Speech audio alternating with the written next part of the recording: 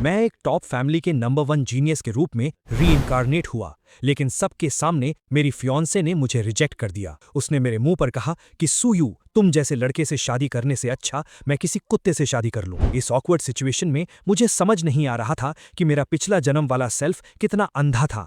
उसने इस अनग्रेटफुल लड़की को पसंद ही क्यों किया? अगर टैलेंट की बात करें तो मैं उससे कहीं ज्यादा आगे था, और फैमिली बैकग्राउंड में तो लिन फैमिली कुछ भी नहीं थी। अगर मैं उसे पसंद नहीं करता तो लिन फैमिली कब की खत्म हो चुकी होती। वो चिल्ला रही थी कि मैं यहाँ कूल बनने की कोशिश ना करूं और उसके सामने दोबारा कभी ना आऊं। उसने कहा कि वो इस एंगेजमेंट को नहीं मानती और मेरा ये चिपकू बिहेवियर उसे डिस्गस्टिंग लगता है।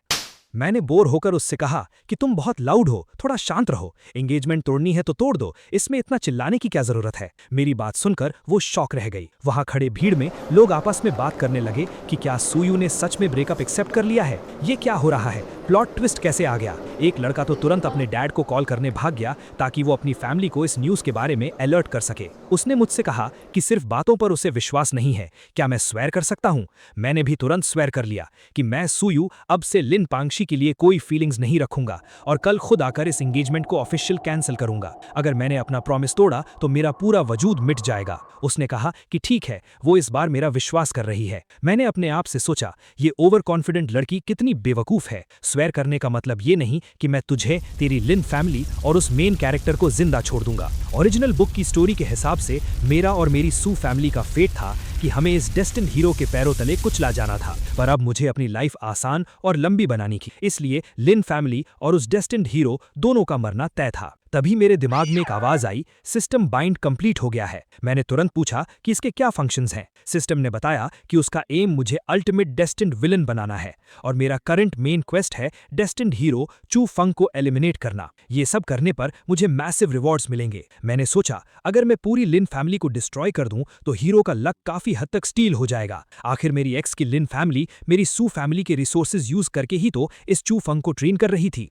लिन पांगशी ने एटीट्यूड दिखाते हुए कहा कि अब बातें क्लियर हो गई हैं तो वो जा रही है और कल घर पर मेरा वेट करेगी। उसने मुझे ताना मारा कि मैं प्रॉमिस ना तोड़ूं वरना मारा जाऊंगा। जैसे ही वो मुड़ने लगी मैंने उसे रोका। मैंने कहा कि जब तुम्हें मुझसे और मेरी फैमिली से कोई रिलेशन नहीं रखना तो तुम्हारे हाथ में जो B rank extraordinary alloy weapon है और जो रिंग तुमने पहनी है वो दोनों मुझे वापस कर दो, क्योंकि अब तुम इनके लायक नहीं हो। वो गुस्से से बोली कि सूयू, तुम्हारा क्या मतलब है? क्या तुम गिफ्ट की हुई चीजें वापस मांगते हो? मैंने कॉन्फिडेंटली रिप्लाई किया कि जब तुमने ही कहा कि तुम्हें मुझसे कोई वास्ता नहीं रखना तो मेरी सू फैमिली की चीजें मैं वापस क्यों ना लूं? और वैसे भी मैं तुमसे रिक्वेस्ट नहीं कर रहा हूं। मैंने उसे टॉन्ट किया कि क्या वो सिर्फ फ्री के बेनिफिट्स लेना चाहती है? क्या उसे लगता है कि सू फैमिली को कोई भी बुली कर सकता है? तभी वहां एक नया कैरेक्टर हीरो की एंट्री मारता है और कहता है कि क्या सू फैमिली का यंग मास्टर सिर्फ लड़कियों को बुली करना जानता है। लोगों ने तुरंत उसे पहचान लिया, ये सीनियर ईयर क्लासरूम का चू फेंग था। मैंने उससे पूछा कि उसका लिन पैंगसी के साथ क्या रिलेशन है।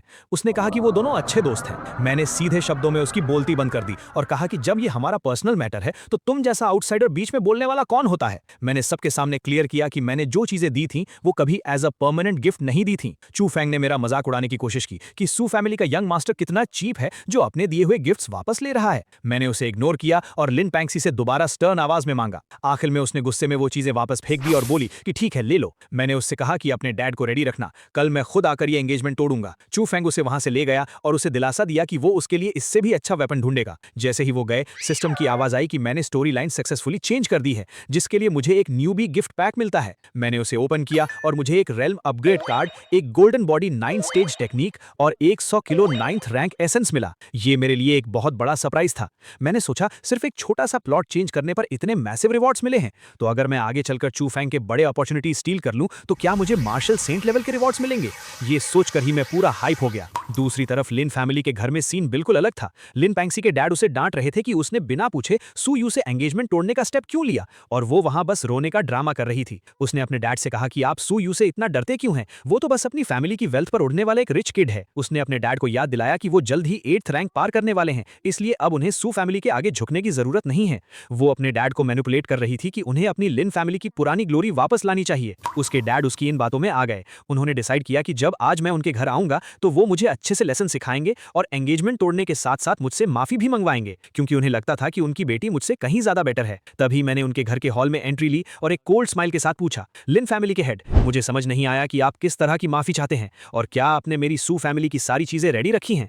उन्होंने अपना फेक एटीट्यूड बनाए रखा और कहा कि सूयू, मैं तुम्हारा ब्रेकअप एक्सेप्ट करता हूं, लेकिन कल तुमने मेरी बेटी की जो इंसल्ट की है उसके लिए तुम्हें उससे माफी मांगनी होगी, वरना मैं खुद सू फैमिली के पास जाकर पूछूंगा कि उन्होंने तुम्हें क्या मैनर सिखाए हैं। उनकी बातें सुनकर मुझे हंसी आ गई। मैंने सीधा उनकी औकात दिखाते हुए कहा कि तुम सिर्फ एक 7th रैंक के पीक मार्शल आर्टिस्ट हो, तुम्हारे अंदर इतनी हिम्मत कहां से आई मेरी फैमिली को क्वेश्चन करने की। ये सुनकर वो चिल्ला उठे कि मैं इंसोलेंट हूं और क्या मेरे बड़ों ने मुझे एक ग्रैंड मास्टर की रिस्पेक्ट करना नहीं सिखाया। मैंने उनसे काउंटर किया कि ग्रैंड मास्टर की रिस्पेक्ट तो करनी चाहिए, लेकिन तुम किस स्टेटस से मुझ पर प्रेशर डालने की कोशिश कर रहे हो, तुम्हारी 7th रैंक की कल्टीवेशन से या इस फर्स्ट ईयर फैमिली हेड होने की घमंड से। तभी वहां चू फैंग टपक पड़ा और बोला कि सुयू, तुम ग्रैंड मास्टर से ऐसी लैंग्वेज में बात नहीं कर सकते, भूलो मत कि वो पैंशी के डैड हैं। मैंने उसे कंप्लीटली इग्नोर किया। पैंशी चिल्लाकर बोली कि उसकी फैमिली ने एंगेजमेंट तोड़ना एक्सेप्ट कर लिया है, इसलिए अब हमारा कोई रिलेशन नहीं बचा और मैं यहाँ से जा सकता हूँ। मैंने काम आवाज में कहा कि अगर ऐसी बात है तो मेरी सू फैमिली की तरफ से दिए गए सारे एंगेजमेंट गिफ्ट्स मुझे वापस चाहिए। मैंने लिस्ट गिना दी, 20 kilo 8th rank essence, 2 A rank weapons,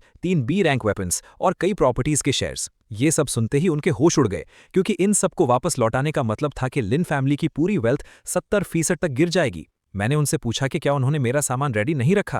पैंशी चिल्लाने लगी कि मैं कितना बेशरम हूं। उसका कहना था कि जब ब्रेकअप मैंने खुद इनिशिएट किया है तो गिफ्ट्स वापस मांगने का मुझे कोई राइट नहीं है। चू फेंग भी बीच में अपनी हीरोगिरी दिखाते हुए बोला कि अगर मैं सच में एक मर्द हूं तो मुझे समझना चाहिए कि ब्रेकअप के बाद दावरी वापस नहीं मांगी जाती। लिन फैमिली के हेड ने भी कह दिया कि गिफ्ट्स वापस नहीं मिलेंगे और अगर मैं अभी वहां से निकल जाऊं तो वो मेरी डिसरिस्पेक्ट को माफ कर देंगे। ये सुनकर मैं जोर से हंसने लगा। वो गुस्से में आग बबूला हो गया और उसने मुझ पर अटैक करने की कोशिश की,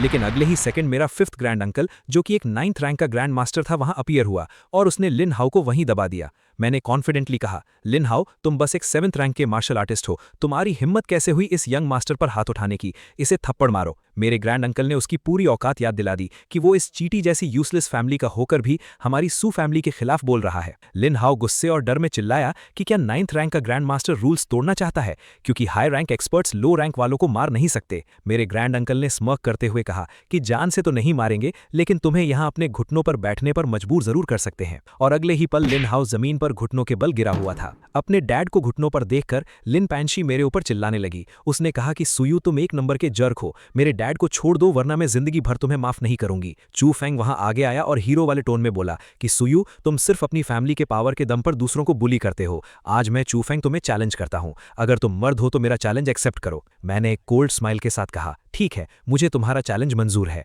हम दोनों के बीच फाइट शुरू हुई और एक ही झटके में मैंने उसकी पूरी स्पीड और पावर को काउंटर कर दिया। वो होश खो बैठा और चिल्लाया कि ये इम्पॉसिबल है, तुम 6th रैंक के मार्शल आर्टिस्ट कैसे बन गए, कल तक तो तुम सिर्फ अर्ली 5th रैंक थे। मैंने उसे मॉक करते हुए कहा कि छोटे बेवकूफ, इस दुनिया में ऐसी बहुत सी बातें हैं जो तुम्हारी समझ से बाहर हैं। मैंने ऑब्जर्व किया कि उसकी पावर ठीक ठाक थी और उसके अटैक्स में 5th रैंक जैसी स्ट्रांग मेंटल एनर्जी छुपी हुई थी। वो जमीन पर गिरते हुए चिल्लाया कि उसे ये डिफीट मंजूर नहीं है। तुरंत मेरे माइंड में सिस्टम का प्रॉम्प्ट आया। प्रोटैगनिस्ट की मेंटल स्टेट काफी डिस्टर्ब हुई है। सक्सेसफुली प्रोटैगनिस्ट को हिट करने के लिए आपको 1000 विलन पॉइंट्स मिलते हैं। मैंने मन ही मन सोचा, सिर्फ एक छोटा सा अटैक और सीधा 1000 पॉइंट्स। ये चूफेंग तो मेरे लिए एक सोने का अंडा देने वाली मुर्गी बन गया है। चूफेंग गुस्से में पागल हो गया, कहने लगा कि मैंने जरूर कोई घटिया ट्रिक यूज की है और वो दोबारा अटैक करने दौड़ा, लेकिन मैंने उसके अटैक को किसी बच्चे के खिलौने की तरह रोक लिया।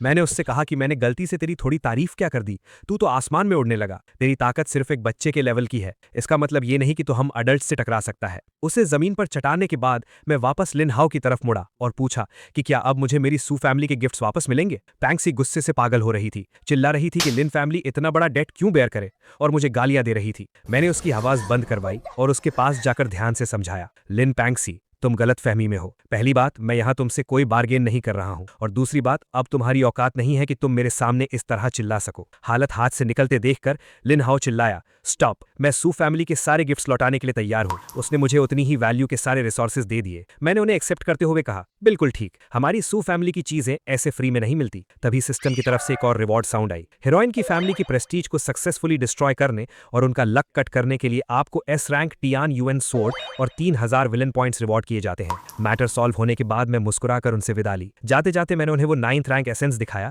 और टॉन्ट मारते हुए कहा कि वैसे कितने दुख की बात है, मैं ये प्रेशियस एसेंस लिन फैमिली के हेड को गिफ्ट करना चाहता था, लेकिन अब तुम इसके लायक नहीं रहे। मैंने सबके सामने ओपनली अनाउंस कर दिया कि आज से सू फैमिली और लिन फैमिली के बीच कोई कनेक्शन नहीं होगा। सारे बिजनेस टाइज कट। मेरे इस अनाउंसमेंट के तुरंत बाद वहां खड़े टैंग फैमिली और दूसरे बिजनेस पार्टनर्स ने भी पलटवार किया। उन्होंने लिन हाउ से सारे कॉन्ट्रैक्ट्स कैंसिल कर दिए और उल्टा उससे पेनल्टीज मांगने लगे, क्योंकि उनका कहना था कि उन्होंने सिर्फ सू फैमिली के रेफरेंस से लिन फैमिली के साथ बिजनेस किया था। लिन हाउ गुस्से और मजबूरी में चिल्ला कर रह गया। सिस्टम ने फिर से बजाया। हीरोइन की फैमिली को इनडायरेक्टली दबाने के लिए आपको 2000 विलन पॉइंट्स और मिल गए। सीन चेंज हुआ और मैं वापस अपने घर आ गया। मैं वहां बैठा थोड़ा जोन आउट हो गया था, तभी मेरे डैड वहां आए। उन्होंने मुझे बैठने को कहा और बोले कि घर में अकेले जब कोई आउटसाइडर ना हो तो फॉर्मेलिटीज की जरूरत नहीं है। मैंने उनसे पूछा कि क्या वो एक्स्ट्रा टेरिटोरियल बैटलफील्ड पर वापस जा रहे हैं। उन्होंने बताया कि कुछ छोटी मोटी बातें हैंडल करने के बाद वो वापस निकल जाएंगे, पर जाने से पहले उन्होंने मुझे समझाया कि अब जब मेरी आंखें खुल चुकी हैं तो मुझे इस फ्री टाइम में प्रॉपरली ट्रेन करना चाहिए। मैंने पिछले कुछ सालों में काफी टाइम वेस्ट कर दिया था। उन्होंने मुझे खुशखबरी दी कि उन्होंने पूरी फैमिली को ऑर्डर्स दे दिए हैं कि मेरी ट्रेनिंग रिसोर्सेज की अब कोई लिमिट नहीं होगी। ये सुनकर मैं अंदर ही अंदर खुशी से पागल हो रहा था। सही में घर में ऐसी इनफाइनाइट वेल्थ होना किसी सपने जैसा था। मैंने पूरे कॉन्फिडेंस से डैड को अश्योर किया कि इस बार मैं क्योटो मार्शल आर्ट्स यूनिवर्सिटी के ग्रेजुएशन एग्जाम में टॉप पोजीशन लेकर आऊंगा। डैड ने एक प्राउड स्माइल दी और कहा कि अब वो टेंशन फ्री हैं और मुझे लिन फैमिली के बारे में सोचने की कोई जरूरत नहीं है। उन्होंने पहले ही अपने लोगों को उनका सफाया करने का ऑर्डर दे दिया है। जब मैं अकेला था मैंने अपना स्टैट्स पैनल ओपन किया। मुझे पता था कि ये सारे विलन पॉइंट्स सिस्टम की शॉप में काम आएंगे। जब मैंने शॉप चेक की तो वहां ऐसे लेजेंडरी आइटम्स थे जिन्हें देखकर किसी भी हाई लेवल मार्शल सेंट की आंखें खुली की खुली रह जाएं। पर मैं बिल्कुल रिलैक्स था, क्योंकि मुझे पता था कि आगे चलकर चू फंग के पास आने वाली सारी हिडन अपॉर्चुनिटीज को मैं चुरा लेने वाला हूं, तो पॉइंट्स की तो कमी आने ही वाली नहीं थी। मैंने प्लान बनाया कि इन पर थोड़ा और प्रेशर डाला जाए। मैंने अपने एक सबॉर्डिनेट को कॉल किया और ऑर्डर दिया कि मीडिया में ब्रेकअप की खबर स्प्रेड कर दो, लेकिन ट्विस्ट ये डालना कि लिन पैंगशी और चू फंग का चक्कर चल रहा था और लिन फैमिली ओपनली इस चू फंग पर अपना पैसा उड़ा रही थी। उसने तुरंत ऑर्डर एक्सेप्ट किया और जल्द ही हर जगह न्यूज हेडलाइंस बन गई। शॉकिंग, लिन फैमिली की शहजादी ने एंगेजमेंट तोड़ी क्योंकि वो सीक्रेटली किसी और आदमी को स्पॉन्सर कर रही थी। लोग आर्टिकल्स पढ़कर उनका मजाक उड़ाने लगे कि बाहर से इतनी इनोसेंट दिखने वाली लड़की अंदर से इतने गेम्स खेल रही थी। अगले ही दिन लिन पैंगशी गुस्से से भरी हुई मेरे पास आई। वो चिल्ला रही थी कि सूयू, तुम एक नंबर के जर्क हो। तुमने मेरे और चू फंग के बारे में इतनी घटिया बातें फैलाकर मेरा नाम खराब कर दिया है। मुझे आज के आज एक एक्सप्लेनेशन चाहिए। मैंने फुल इनोसेंट होने की एक्टिंग करते हुए उससे पूछा, कैसा एक्सप्लेनेशन? मैंने थोड़ी ना मीडिया से कुछ कहा है। सबको पता है कि हमारा ब्रेकअप लोगों के सामने हुआ था, और वैसे भी जब तुम्हारी एंगेजमेंट मेरे साथ हो चुकी थी तब तुम उस चू फंग के इतना क्लोज क्यों घूमती थी? क्या इसमें तुम्हारी थोड़ी सी भी गलती नहीं है? उसने रोते हुए चिल्लाया कि वो और चू फंग सिर्फ अच्छे दोस्त हैं और लोगों की सोच इतनी घटिया है। मैंने कोल्डली रिप्लाई किया कि लोगों की सोच कैसी भी हो, मुझे उससे क्या फर्क पड़ता है। अब जब हमारा कोई कनेक्शन नहीं बचा है तो तुम मेरी नजरों से दूर हो जाओ। तुम्हें कोई राइट नहीं है यहां आकर मुझसे क्वेश्चंस पूछने का। वो रोने लगी और मुझे कोसने लगी कि वो मुझे कभी माफ नहीं करेगी। मैंने उसकी तरफ देखा भी नहीं और सिंपली गुड बाय कह दिया। वहां आसपास खड़े स्टूडेंट्स उसे और उसके उस अच्छे दोस्त को देखकर बुरी तरह ट्रोल करने लगे। स्टोरी शिफ्ट होती है मेरी यूनिवर्सिटी की तरफ। हमारे टीचर ने अनाउंस किया कि ग्रेजुएशन एग्जाम में अब सिर्फ 9 दिन बचे हैं और हमारी फाइनल क्लोज ट्रेनिंग शुरू हो चुकी है। आने वाले 8 दिनों के बाद हेवनली रैंकिंग डिसाइड की जाएगी। जो भी स्टूडेंट फर्स्ट पोजीशन पर आएगा उसे एक 9th रैंक एसेंस, एक A रैंक एलॉय वेपन, एक pure 9th rank grand master की डायरेक्ट ट्रेनिंग और साथ ही मिलिट्री में एक ल्यूटेनेंट की रैंक दी जाएगी। सेकंड और थर्ड आने वालों को भी 8th रैंक के रिसोर्सेज और सेकंड ल्यूटेनेंट की रैंक मिलेगी। उसी दौरान मैंने चू फंग की तरफ नोटिस किया और उसका ऑरा पहले से काफी अलग लग रहा था। वो ऑलरेडी 5th रैंक के मिड स्टेज तक पहुंच चुका था। मैंने अपने आप से कहा, कमाल है, एक नंबर का डेस्टिन प्रोटैगनिस्ट है ये। कुछ ही दिनों में सीधा एक बड़ा रैंक अपग्रेड कर लिया। उसकी स्पीड बिल्कुल अनरियल थी। मुझे रियलाइज हो गया था कि मैं इस चू फंग को आराम से लेवल अप करने नहीं दे सकता। मुझे उसके आगे आने वाले सारे अपॉर्चुनिटीज और लक को कट करना पड़ेगा। वहीं मीटिंग खत्म होती है और सब डिसबैंड हो जाते हैं। दूसरी तरफ चू फंग जोरों शोर से ट्रेनिंग में लगा हुआ था, पूरा फोकस अपनी ताकत बढ़ाने में। और अचानक उसने एक और ब्रेक थ्रू अचीव कर लिया। वो 5th रैंक के लेट स्टेज में पहुंच गया। उसकी आंखों में एक अजीब सा घमंड था और वो अपने आप से बोला कि अब चाहे 6th रैंक के अर्ली स्टेज वाले सामने आए, वो भी उसका सामना नहीं कर सकते। उसने कसम खाई कि वो मुझे अपने पैरों तले कुचल देगा और अपने उस पहले वाले थप्पड़ का बदला ले। फिर तो जैसे चू फंग बिल्कुल पागल ही हो गया। एक ही दिन के अंदर उसने हेवनली रैंकिंग के नंबर 9 को डिफीट कर दिया। उसने ओपनली अनाउंस किया कि ये नंबर 9 तो सिर्फ एक शुरुआत है। अब वक्त आ गया है कि रैंकिंग का नंबर 1 ये किंग भी अपनी जगह से हटे। उसने ये किंग को चैलेंज किया। पूरा ग्राउंड क्राउड से भरा हुआ था और सब ये किंग को चीयर कर रहे थे।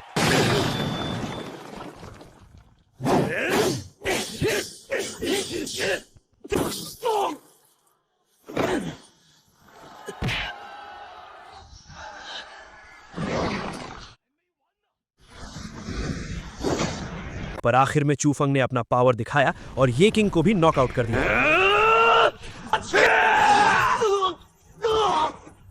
जीतने के बाद वो स्टेज पर खड़ा होकर चिल्लाया कि उसे पता है सब उसको हल्के में लेते हैं और उसे सिर्फ एक टॉय बॉय समझते हैं, लेकिन उसने अपनी पावर प्रूव कर दी है। उसने पूरी आवाज में मुझे चैलेंज किया और कहा कि सुयू, कल शाम 5 बजे अगर तुम मर्द हो तो मुझसे लड़कर दिखाओ। मैं सबको बताऊंगा कि मैं उस लिन पैंगशी के लायक हूं, तुम नहीं। थोड़ी देर बाद मेरा एक दोस्त परेशान हालत में मेरे रूम का दरवाजा पीटने लगा। उसने घबराकर बताया कि यू भाई, अरीना में बहुत बड़ा बवाल हो गया है। चूफंग ने काफी टॉप रैंकर्स को हरा दिया है और अब स्टेज से तुम्हें चैलेंज कर रहा है। मैंने मुस्कुराकर सोचा कि लगता है हमारा हीरो अब लोगों के नीचे रहना पसंद नहीं कर रहा। मैंने कूल वे में कहा, चलो चलकर देखते हैं कि क्या तमाशा चल रहा है। मैं जब अरीना पहुंचा तो वो चूफंग स्टेज पर खड़ा माइक्रोफोन पर बोल रहा था कि अगर मेरे अंदर हिम्मत है तो वो वहां आकर मुझसे लड़े। मैंने स्टेज की तरफ चलकर जाते हुए अपनी लाउड आवाज में कहा, कल तक वेट करने की कोई जरूरत नहीं है, मेरे पास फालतू का टाइम नहीं है। अगर तुमने मेरा सिर्फ एक अटैक झेल लिया तो मैं सू फैमिली को हमेशा के लिए छोड़ दूंगा। क्या तुम्हें यह बेट मंजूर है? चूफंग ने कंफ्यूज होकर पूछा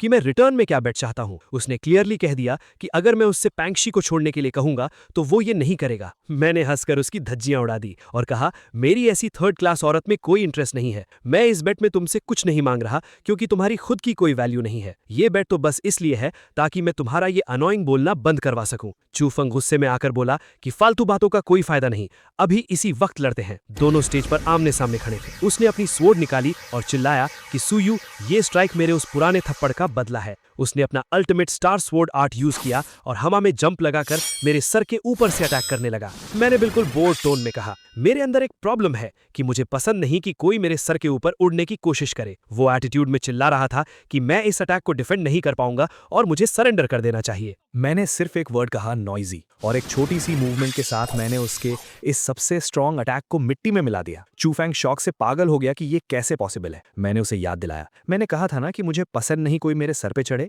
अब मैं सिर्फ एक स्ट्राइक करूंगा, अगर बच गए तो मैं हमेशा के लिए चला जाऊंगा। मैंने अपना हेवनली स्किल यूज किया और उसके ऊपर एक मैसिव प्रेशर ड्रॉप किया। चूफैंग चिल्लाया कि ये इम्पॉसिबल है और उसने अपने सारे अल्टीमेट मूव्स लगाने की कोशिश की, लेकिन एंड में वो बुरी तरह जमीन पर धूल चाट रहा था। आखिर में उसके स्कूल के एक टीचर ने आकर उसकी जान बचा ली। चूफैंग ने थोड़ी शर्म के साथ अपने टीचर से माफी मांगी कि उसने उन्हें डिसअपॉइंट किया है। उसके तुरंत बाद स्कूल के वाइस प्रिंसिपल हान ने आकर मुझे डांटना शुरू कर दिया कि मैं चैलेंज मैच में जान से मारने का अटैक कर रहा था और मैंने रूल्स तोड़े हैं। मैंने सीधे उनकी आंखों में देखते हुए पूछा, मैं जानना चाहता हूं कि मैंने कौन सा रूल तोड़ा है। जहां तक मुझे याद है, रैंकिंग टूर्नामेंट कोई मामूली मैच नहीं है। इसमें ओपनली एंकरेज किया जाता है कि हम अपनी फुल पावर का यूज करें ताकि हमारा ट्रू पोटेंशियल बाहर आए और सामने वाले चैलेंजर को पूरी रिस्पेक्ट मिले। और वैसे भी वहां पर सेफ्टी के लिए मेंटर्स तो मौजूद थे ही, तो क्या अपनी पूरी ताकत से लड़ना अब रूल ब्रेक करना हो गया है? वाइस प्रिंसिपल हान का ईगो हर्ट हो गया और वो चिल्ला पड़े कि सुयू, तुम्हें पता भी है तुम किससे बात कर रहे हो? क्या तुम्हारी फैमिली ने तुम्हें बड़ों की रिस्पेक्ट करना नहीं सिखाया? मैंने स्मर्क करते हुए शांति से जवाब दिया, हमारी सू फैमिली के रूल्स बहुत स्ट्रिक्ट है और हम हमेशा उन सीनियर्स की रिस्पेक्ट करते हैं जो उसके लायक होते हैं, लेकिन उन लोगों के लिए जो एक टीचर के टाइटल को डिजर्व नहीं करते, मैं उन्हें एल्डर मानना जरूरी नहीं समझता। ये सुनते ही हान गुस्से से आग बबूला हो गए और बोले कि वो देखते हैं कि मुझे इतनी हिम्मत कहां से मिली है। उनकी पावर बढ़ती देख मैंने उन्हें डायरेक्टली वार्निंग दे दी। मैंने कहा कि अगर आपने अपनी 8 रैंक की स्ट्रेंथ यूज करके मुझ पर अटैक किया तो अपनी मौत के लिए तैयार रहना। मेरी सू फैमिली किसी पर बिना वजह जुल्म नहीं करती, लेकिन हम किसी से डरते भी नहीं। अगर मेरी कोई मिस्टेक होती तो आप मुझे मार सकते थे और हमारी फैमिली एक लफ्ज नहीं कहती, लेकिन अगर आपने बिना किसी प्रूफ के मुझ पर अटैक किया तो सॉरी टू से, पर हमारी सू फैमिली के सारे मार्शल सेंट्स 9th रैंक और 8th रैंक के वॉरियर्स आपको मिट्टी में मिला देंगे। वाइस प्रिंसिपल हान जोर से हंसने लगा और बोला कि एक छोटा सा बच्चा पूरी सू फैमिली को रिप्रेजेंट नहीं कर सकता। मैंने भीड़ में खड़े अपने भाइयों की तरफ देखा और पूछा, मेरे भाइयों, अगर इस वाइस प्रिंसिपल ने मुझे बिना किसी रूल तोड़े मार दिया तो तुम लोग क्या करोगे? मेरे इस सवाल पर सभी ने एक साथ शेर की तरह दहाड़ कर कहा कि अगर हमारी फैमिली के किसी भी मेंबर को अन्याय से मारा गया तो पूरी फैमिली अपना सब कुछ लगाकर इस आदमी और इसकी ब्लड लाइन का नामो निशान मिटा देगी। इस धमाके के बीच मेरे सेकंड ग्रैंड अंकल भी वहां आ पहुंचे। उन्होंने अपनी डीप और स्ट्रांग आवाज में कहा कि हान वाइस प्रिंसिपल, मैं भी यहाँ हूँ, मुझे भी सुनना है कि मेरे पोते ने आखिर कौन सा गुनाह किया है। अगर इसने रूल्स तोड़े हैं तो इसे सूली पर चढ़ा दो, सू फैमिली कभी शिकायत नहीं करेगी। लेकिन अगर आप रीजन नहीं दे पाए तो चाहे हमें सेंट ये जैसे लेजेंड से दुश्मनी करनी पड़े, हम आपसे बदला जरूर लेंगे। ये सुनते ही वाइस प्रिंसिपल का पसीना छूट गया। वो थोड़ा स्टटर करते हुए बोला कि ये एक स्कूल है और रूल ब्रेकर्स को पनिश करना स्कूल का राइट है।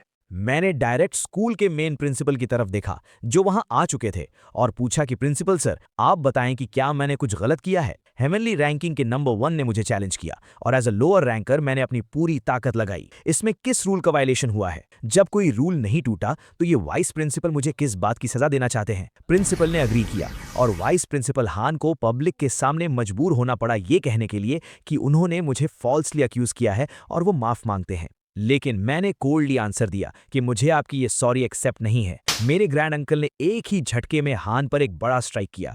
उन्होंने कहा कि मेरी सू फैमिली पर कीचड़ उछालने की कीमत सिर्फ एक नकली माफी से नहीं चुकाई जा सकती और ये थप्पड़ एक मार्शल सेन फैमिली को डिसरेस्पेक्ट करने का नतीजा है। अपने टीचर को पिटता देखकर चू फोंग का हीरो मोड ऑन हो गया। उसने एक ड्रामेटिक लाइन मारी, सू यू, इस दिन को याद रखना, 30 साल नदी के इस पार और 30 साल उस पार। आज तुमने अपनी फैमिली की बैकिंग का फायदा उठाकर मुझे और मेरे टीचर को झुकाया है, पर एक दिन मैं खुद आकर अपने इस इंसल्ट का बदला लूंगा। मैंने बस उसकी इस मूवी जैसी डायलॉग डिलीवरी पर हंस दिया और कहा कि ठीक है बच्चे, तब तक जी जान से मेहनत करते रहना। आखिर में प्रिंसिपल ने स्ट्रिक्टली अनाउंस कर दिया कि इस चैलेंज के ट्रू विनर सू यू हैं। प्रिंसिपल ने एक और शॉकिंग खबर सुनाई। उन्होंने अनाउंस किया कि कल रैंकिंग लॉक होने के बाद टॉप 20 स्टूडेंट्स को हमारे 9th रैंक्ड ओल्ड प्रिंसिपल के मार्शल आर्ट्स की लेगेसी को इनहेरिट करने का चांस मिलेगा। ये सुनकर पूरे क्राउड में आग लग गई। सब एक्साइट हो गए क्योंकि एक 9th रैंक्ड ग्रैंड मास्टर की इनहेरिटेंस बाकी सभी आइटम से ज्यादा प्रेशियस थी। फिर प्रिंसिपल ने सेफली और पोलाइटली मेरे फैमिली एल्डर्स को वहां से निकलने का रिक्वेस्ट किया और अश्योरेंस दी कि मेरी सेफ्टी की रिस्पॉन्सिबिलिटी अब उनकी है। उनके जाने के बाद प्रिंसिपल ने वीपी हान को डायरेक्टली वार्न किया कि अपने दिमाग से कोई भी असैसिनेशन प्लान निकाल देना, वरना तुम्हारी मदद कोई मिनिस्टर भी नहीं कर पाएगा। फिर उन्होंने मुझे वापस आकर प्रॉपर्ली रेस्ट लेने को कहा और बताया कि परसों स्कूल के पीछे वाले नर्सिंग होम में गैदर होना है। वापस आते ही मेरे दिमाग में सिस्टम की आवाज गूंजी जिसने मुझे पूरे 15,000 villain points, 10 points heaven and earth power, एक टियानुआन पिल और एक सोल सेवरिंग क्रिस्टल का रिवॉर्ड दिया। ये सब देखकर मेरी खुशी का ठिकाना नहीं था। इस बार तो छप्पर फाड़ कर प्रॉफिट हुआ था। मैंने अपनी अगली स्ट्रैटेजी डिसाइड की। जैसे ही मैं आउटर डायमेंशनल बैटलफील्ड में मार्शल गॉड का ट्रेजर हासिल करूंगा, उस दिन के बाद इस हीरो चू फोंग का इस दुनिया में जिंदा रहने का कोई मतलब नहीं रह जाएगा। रात को मैंने अपना स्टैट्स पैनल ओपन किया। मुझे नेक्स्ट लेवल में कंप्लीटली एक परफेक्ट ब्रेक थ्रू चाहिए था और इसके लिए मेरी फिजिकल कंडीशन पीक पर होनी जरूरी थी। मैंने ब्लड वाइटैलिटी मास्टरी को बूस्ट करने का ऑप्शन सिलेक्ट किया। सिस्टम ने बताया कि मास्टरी को 100% तक बढ़ाने के लिए 2900 पॉइंट्स लगेंगे। मैंने विदाउट हेजिटेशन पॉइंट्स खर्च कर दिए और अचानक मेरी बॉडी में एक अनरियल एनर्जी दौड़ने लगी। तब मुझे समझ आया कि सारे मेन कैरेक्टर्स ब्रेक थ्रू से पहले 90% के ऊपर क्यों रहते हैं। उस अल्टीमेट पावर की फीलिंग ही अलग थी। मेरे ब्रेक थ्रू की एनर्जी इतनी मैसिव थी कि वो एक फिनोमिनन बन गई और बाहर लोगों को नोटिस होने लगी।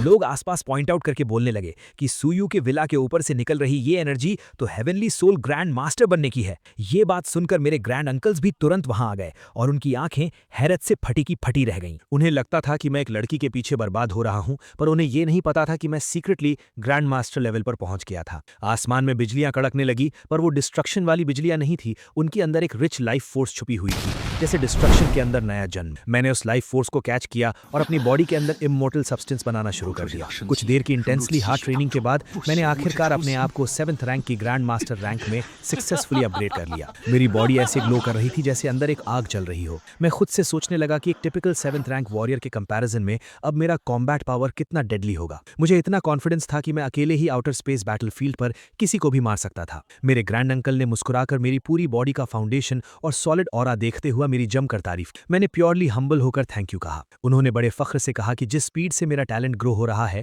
अगली 20 साल में मैं 9th रैंक और 50 साल के अंदर मैं एक फुल फ्लेजेड मार्शल सेंट जरूर बनूंगा। उन्होंने मुझे आराम करने का एडवाइस दिया और फिर से रिमाइंड करवाया कि कल ओल्ड नर्सिंग होम आना मत भूलना। अगले दिन जब मैं उस ओल्ड नर्सिंग होम पहुंचा, प्रिंसिपल हम सबको पुराने रिटायर्ड ओल्ड जाओ के पास ले जा रहे थे। वहां पर बैठे सारे बाकी लेजेंड्स मेरी तरफ पॉइंट आउट करके बातें कर रहे थे कि सू फैमिली की लक कितनी सॉलिड है जो इनके घर एक हेवनली सोल ग्रैंड मास्टर आया। एक एक करके सभी स्टूडेंट्स अंदर जा रहे थे और थोड़ी देर बाद अंदर जाने की बारी मेरी आई। जैसे ही मैं अंदर गया, ओल्ड जाओ ने मुझे आवाज दी और बैठने को कहा। उन्होंने मेरी ताकत देखी और एक सॉफ्ट स्माइल देते हुए बोले, हमारे स्कूल में एक हेवनली सोल ग्रैंड मास्टर आया है, पर अनफॉर्चुनेट रियलिटी ये है कि मेरी ये मार्शल आर्ट्स लेगेसी तुम्हारे नेचर को सूट नहीं करती और उसके लिए मैंने किसी और को सिलेक्ट किया हुआ है। लेकिन एज अ सीनियर मैं तुम्हें किसी भी मार्शल आर्ट टेक्निक के बारे में गाइड कर सकता हूँ। पूछो तुम क्या जानना चाहते हो। मैंने उन्हें डायरेक्टली देखते हुए रिस्पेक्टफुली कहा कि मुझे कोई टेक्निक नहीं चाहिए, मुझे बस उस स्पेसिफिक रूइन यानी उस मिस्टिक खंडहर का की चाहिए। क्या आपको उसके सीक्रेट्स पता हैं? ओल्ड जाओ का चेहरा थोड़ा सीरियस हो गया। उन्होंने कहा कि वो पर्सनली कंफर्म कर सकते हैं कि अंदर के सीक्रेट का मार्शल गॉड से दूर दूर तक कोई रिलेशन नहीं। मुझे उनकी इस कंफर्मेशन से समझ आ गया था कि मेरा टारगेट कंफर्म है। फिर ओल्ड जाओ ने एक रिक्वेस्ट रखी। उन्होंने कहा कि 19th सिटी में उनके एक बहुत पुराने दोस्त का बेटा रहता है। अगर मैं आने वाले 100 सालों तक उसकी प्रोटेक्शन की रिस्पॉन्सिबिलिटी लेता हूं तो वो मुझे दे देंगे। मैंने विदाउट एनी डाउट ये डील फाइनल कर दी। मैंने कहा 100 साल की प्रोटेक्शन तो एक बहुत छोटी चीज है। अगर उसके अंदर अच्छा टैलेंट हुआ तो मेरी सू फैमिली उसको टॉप टियर रिसोर्सेज देकर एज अ लेजेंड ट्रेन करेगी। ये सुनकर ओल्ड जाओ बहुत सेटिस्फाई हुए और उन्होंने मुझे वो की सौंप दी। उन्होंने अपनी पसंद की एक और रेयर मिस्टीरियस आइटम मुझे पकड़ा दी, ये कहते हुए कि अब उनका अंत पास है तो इन सब का उन्हें कोई काम नहीं है, बस उनके उस दोस्त के बेटे का थोड़ा ध्यान रखना। मेरे मन में ख्याल आया कि वाह, ये चूफंग का एक और बड़ा अपॉर्चुनिटी मैंने चुरा लिया। फिर उन्होंने हंसकर मुझे बाहर भेज दिया ताकि वो बाकी के स्टूडेंट्स को अपनी रियल लेगेसी दे सके। बाहर आते ही सिस्टम का प्रॉम्प्ट आ गया, अपने दुश्मन प्रोटैगनिस्ट की अल्टीमेट अपॉर्चुनिटी चुराने के लिए बधाई हो, आपको एक स्टार शैटरिंग रैंक वेपन दिया जाता है। स्कूल ने फाइनल नोटिस रिलीज किया कि अब हमें ठीक 7 दिन बाद असेंबल होना है। हम सबकी final testing extra territorial battlefield पर होगी और हमारा प्राइमरी गोल वहां जिंदा बचकर वापस आना था। कैमरा शिफ्ट होता है दूसरी तरफ, जहां चू फेंग ने अपने आइसोलेशन की ट्रेनिंग कंप्लीट कर ली थी और सीधा लिन फैमिली के दरवाजे पर उनसे मिलने आया। लिन हाओ और उसके मेंबर्स ने उसको वीआईपी की तरह अंदर इनवाइट किया। लिन हाओ ने अपने घर वालों को प्राउडली कहा, देखा, मैं तुम लोगों से पहले ही कह रहा था कि उसको अपना प्रेशियस बी रैंक वेपन देकर मैंने कोई गलती नहीं की। चू फेंग ने बहुत आदर भरे स्वर में कहा कि अगर सू फैमिली की इतनी बड़ी थ्रेट के बाद भी उन्होंने उसका सपोर्ट ना किया होता तो उसका ये अचीवमेंट पॉसिबल नहीं था। फिर उसने लिन पैंगशी की आंखों में देखते हुए कहा, मैं वापस आ गया हूं और अब मेरी सारी जिंदगी सिर्फ तुम्हें प्रोटेक्ट करने में जाएगी, कोई भी तुम्हें दुख नहीं दे पाएगा। वो ब्लश करने लगी। लिन हाओ ने जल्दी से बीच में बोलते हुए उसे बैठने को कहा और रिक्वेस्ट की कि एक्स्ट्रा टेरिटोरियल बैटलफील्ड में वो उनकी बेटी और लिन फैमिली के बाकी स्टूडेंट्स का ध्यान रखें। चू फेंग ने दिल पर हाथ रखकर कहा कि जिस फैमिली ने उस पर इतना बड़ा एहसान किया है वो उन्हें कभी भूल नहीं सकता। इसके बाद चू फेंग ने अपने मास्टर प्लान को रिवील किया। उसने बताया कि कैसे लोग और नॉर्मल स्टूडेंट्स सू फैमिली की गुंडागर्दी और उनके उस एटीट्यूड से नफरत करने लगे हैं जहां वो अपने आप को सभी से ऊपर समझते हैं। चू फेंग ने लिन हाओ को एक स्पेशल अलायंस बनाने का आइडिया दिया जिसमें सारी सेकंड और थर्ड टियर फैमिलीज एकजुट होकर इन टॉप लेवल एलीट्स और सू फैमिली के खिलाफ आउटर बैटलफील्ड में खड़ी होंगी। लिन हाओ खुशी से राजी हो गया और उन अलायंस को असेंबल करने की रिस्पॉन्सिबिलिटी ले ली। पूरा एटमॉस्फेयर काफी पॉजिटिव हो गया और फाइनली लिन हाओ वहां से खिसक गया ये बोलकर कि तुम दोनों यंगस्टर्स कितने दिनों बाद मिले हो तो थोड़ी देर गार्डन में अकेले बैठकर टाइम स्पेंड करो। कुछ दिन गुजरने के बाद हम सबकी यूनिवर्सिटी की team finally extra territorial battlefield की तरफ रवाना हो गई। मैंने अपने आप से मन में डिसाइड कर लिया था कि अब वक्त आ गया है सबको दिखाने का कि एक सच्ची मार्शल सेंट फैमिली की धांसू ताकत क्या होती है। रास्ते में हेड ऑफिसर ने एक लंबा मोटिवेटिंग स्पीच दिया। उसने सबसे कहा कि तुम सब आने वाले ड्रैगन कंट्री के फ्यूचर पिलर्स हो, लेकिन ये बैटलफील्ड बच्चों का खेल नहीं है। यहाँ एलियन रेसेस के एक्सपर्ट से तुम्हारी सीधी टक्कर होगी जिन्होंने मौत को बहुत करीब से देखा है। उसने बताया कि जो लोग इस ब्लड बाथ को सर्वाइव कर लेंगे वो कंफर्म 6th रैंक या 7th रैंक के स्ट्रॉन्ग ग्रैंड मास्टर बनकर लौटेंगे। उसने सबको जिंदा वापस आने की विश दी। कुछ वक्त के ट्रैवल के बाद हम सब आखिर उस मिस्टीरियस जगह the 10,000 year loan city land हुए। वहां पर 9th सिटी के जनरल किन तुओ ने हमारा लाउडली स्वागत किया। उन्होंने बताया कि हमारी बेसिक अकोमोडेशन का इंतजाम कर लिया गया है और सब लोग आराम करने के बाद ठीक 5 बजे प्लाजा के मेन एरिया में इकट्ठे होंगे। वहां जाते हुए बीच रास्ते में हीरो चू फेंग मेरे पास आया और सीधे मुंह बोलने लगा, सुयू, अब हम आउटर स्पेस बैटलफील्ड में आ चुके हैं। यहां पर मैं तुम्हें समझाऊंगा कि आम लोगों की यूनियन में कितनी पावर होती है। तुम जैसा घमंडी रिच किड सिर्फ मनी पर फोकस करता है, पर तुम्हें जनरल पब्लिक और वॉरियर्स की सपोर्ट कभी नहीं मिलेगी। मेरा सबॉर्डिनेट चू फेंग को घूर कर मुझे धीरे से बोला कि बॉस, आखिर लोगों को ये क्यों लगता है कि इन्होंने हमें बॉयकॉट किया है, बल्कि असली रियलिटी तो कुछ और ही है। मैंने स्माइल करते हुए एक ठंडी आवाज में जवाब दिया, शायद इन गधों को अपने ऊपर कुछ ज्यादा ही कॉन्फिडेंस आ गया है। थोड़ी देर में ही चू फेंग ने दूसरी यूनिवर्सिटीज और नॉर्मल फैमिलीज के स्टूडेंट्स से नेटवर्क करना शुरू कर दिया। उसकी नजर मिलिट्री एकेडमी के एक स्टूडेंट फैंग हाओ पर पड़ी। उसने उसके पास जाकर खुद को इंट्रोड्यूस किया कि अगले 4 साल तक हमें मिलकर एक दूसरे की सपोर्ट करनी है। चू फेंग ने तुरंत अपना इमोशनल ड्रामा शुरू कर दिया और मेरा नाम बदनाम करते हुए बोला कि सुयू जो लीडर है वो बस अपनी मार्शल सेंट फैमिली के बेस पर गुंडागर्दी करता है और फोर्सफुली एंगेजमेंट करता है। जब मेरी फ्रेंड ने उसे मना किया तो उसने ना सिर्फ रिश्ता तोड़ा बल्कि उसके डैड को बुरी तरह पीट दिया। इस वजह से सारे स्टूडेंट्स उसके ग्रुप को अवॉइड करते हैं क्योंकि लोग डरते हैं कि उन्हें भी मार दिया जाएगा। उसके पीछे से आकर लिन पैंगशी ने भी रोते हुए झूठ बोला कि मैंने लगातार 7 साल तक उसके पीछे पड़कर उसे तंग किया और जब उसने ना कह दी तो मैंने पावरफुल स्टेटस का यूज करके उसके परिवार वालों के साथ अब्यूज किया। उनका घटिया रोना धोना सुनकर आसपास खड़े और नॉर्मल स्टूडेंट्स प्रोवोक हो गए कि एलीट फैमिलीज स्ट्रीट के क्रिमिनल से भी ज्यादा खतरनाक और घटिया क्राइटेरिया होते हैं। फैंग हाओ ने इनकी सारी एक्टिंग बहुत ध्यान से सुनी। फिर उसने वहां खड़े गुस्से में आग बबूला हो रहे स्टूडेंट से एक डायरेक्ट क्वेश्चन पूछा, तो मैं एक बात जानना चाहता हूँ, क्या तुम सबको सच में कभी किसी रिच फैमिली या फिर स्पेशली इन एलीट्स ने तकलीफ दी है, या फिर तुम्हारे पास ऐसी कोई सेम स्टोरी है जो इस लड़की जैसी हो? चू फैंग ने अपना नकली भाईचारा दिखाते हुए फैंग हाओ से कहा कि इन एलीट लोगों के नेचर बहुत एक्सट्रीम होते हैं और तुम्हें धोखेबाजी से सावधान रहना चाहिए। लेकिन फैंग हाओ का एक्सप्रेशन कंप्लीटली चेंज हो गया और उसने एक लाउड और बोल्ड वॉइस में मेरी तरफ देखकर पुकारा, बॉस सू, तो क्या मार्केट में उड़ रही खबरों में आने वाला वो नया टॉय बॉय और आप पर एटीट्यूड दिखाने वाली घटिया औरत यही दोनों हैं? भाई ये तो बिल्कुल परफेक्ट जोड़ी लग रही है। चू फैंग हकलाते हुए बोला कि ये तुम क्या बोल रहे हो और उसका मतलब क्या है? फैंग हाओ एक जबरदस्त हंसी देकर बोला कि मेरा सिंपल मतलब यही है कि मैं तुम पर और तुम्हारी साइड में खड़ी इस फेक औरत पर पूरे दिल से हंस रहा हूँ। फिर फैंग हाओ अपनी एकेडमी के बाकी लॉन्डों की तरफ मुड़ा और चिल्लाकर पूछा कि भाइयों और मेरे एकेडमी के सोल्जर्स, मुझे इस एक डाउट का आंसर देना, तुम इन लोगों पर विश्वास करते हो या अपने बॉस सूयू पर? मैंने भीड़ की तरफ कदम बढ़ाते हुए उन्हें उस कुएं के मेंढक की कहावत सुनाई। मैंने उन लोगों की आंखों में झांकते हुए पूछा कि क्या तुम सबको सच्ची में लगता है कि तुम्हारे चंद खोखले शब्दों से पूरी दुनिया को बेवकूफ बनाया जा सकता है? चू फेंग का पसीना निकल गया और वो बोला कि सूयू, आखिर तुमने ये कौन सा नया प्लान तैयार कर लिया है? फैंग हाओ ने अकड़ते हुए जवाब दिया, भूल जाओ कि यहाँ किसी ने गेम खेला है। तुम्हारी और उस लिन फैमिली की रियलिटी की इन्वेस्टिगेशन हम सालों पहले निकाल चुके हैं।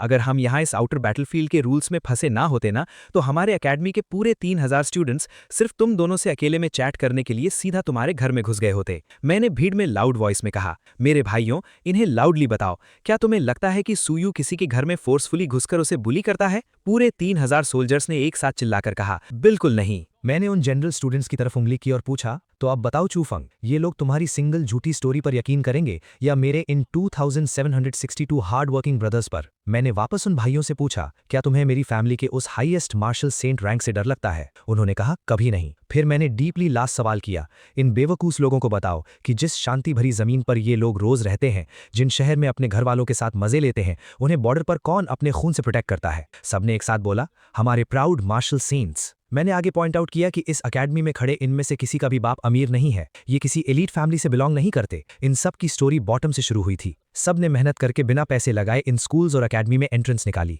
और इन्होंने अपनी ये हार्ड वर्किंग फेट हम जैसे टॉप फैमिलीज की चैरिटी और बेसिक रिसोर्सेज से बिल्ड की है। हमने इनसे कभी बदले में कुछ मांगा तक नहीं। हमारी मदद से ये अपग्रेड होकर अपने देश के पूरे पिलर्स बन जाते हैं। तो क्या इनमें से किसी के चेहरे पर मेरे या एलीट फैमिलीज के अगेंस्ट गुस्सा दिख रहा है? हम इनको दबाकर रखते हैं। मैंने लाउडली तमाचा मारते हुए पूछा, जब एक अच्छी कंडीशन से उठने वाला चूफंग जैसा बंदा खुद को गरीब विक्टिम बुलाता है, तो फिर इन सच्चाई में ग्राउंड से उठे हुए गरीबों का टैग आखिर क्या बनेगा? फैंग हाओ ने आगे जाते हुए चूफंग को अल्टीमेट रियलिटी हिट की। उसने कहा, बॉस सू बिल्कुल ठीक कह रहे हैं, तुम्हें किसी एलीट ने परेशान नहीं किया है और तुम लोग सिर्फ इंटरनेट ट्रेंड्स फॉलो करके एलीट से नफरत कर रहे हो। ध्यान से सुनना तुम सबके सब, ये अकेडमी सूयू की इज्जत उसके बाप की रैंक के बेस पर नहीं करती है। हमारी औकात सूयू ने फ्रेशमैन कॉलेज के फर्स्ट ईयर में ही दिखा दी थी। सिर्फ सेम जनरल पावर लेवल का यूज करते हुए बॉस सू ने ग्राउंड में अकेले उतरकर पूरे 3000 स्टूडेंट्स की हड्डियां तोड़ डाली थी और एक रिकॉर्ड फाइट में कभी नहीं हारे थे। तुम बच्चे लोगों को क्या इस अल्टीमेट रॉ पावर के लेवल डिफरेंस का अंदाजा भी है? उस शांति भरे शॉक के बाद मेरी आंखों के सामने फिर से सिस्टम पॉपअप फ्लैश हुआ। नोटिस, मेन कैरेक्टर चूफंग की ओवरऑल इज्जत पूरी तरह मिट्टी में मिल गई है।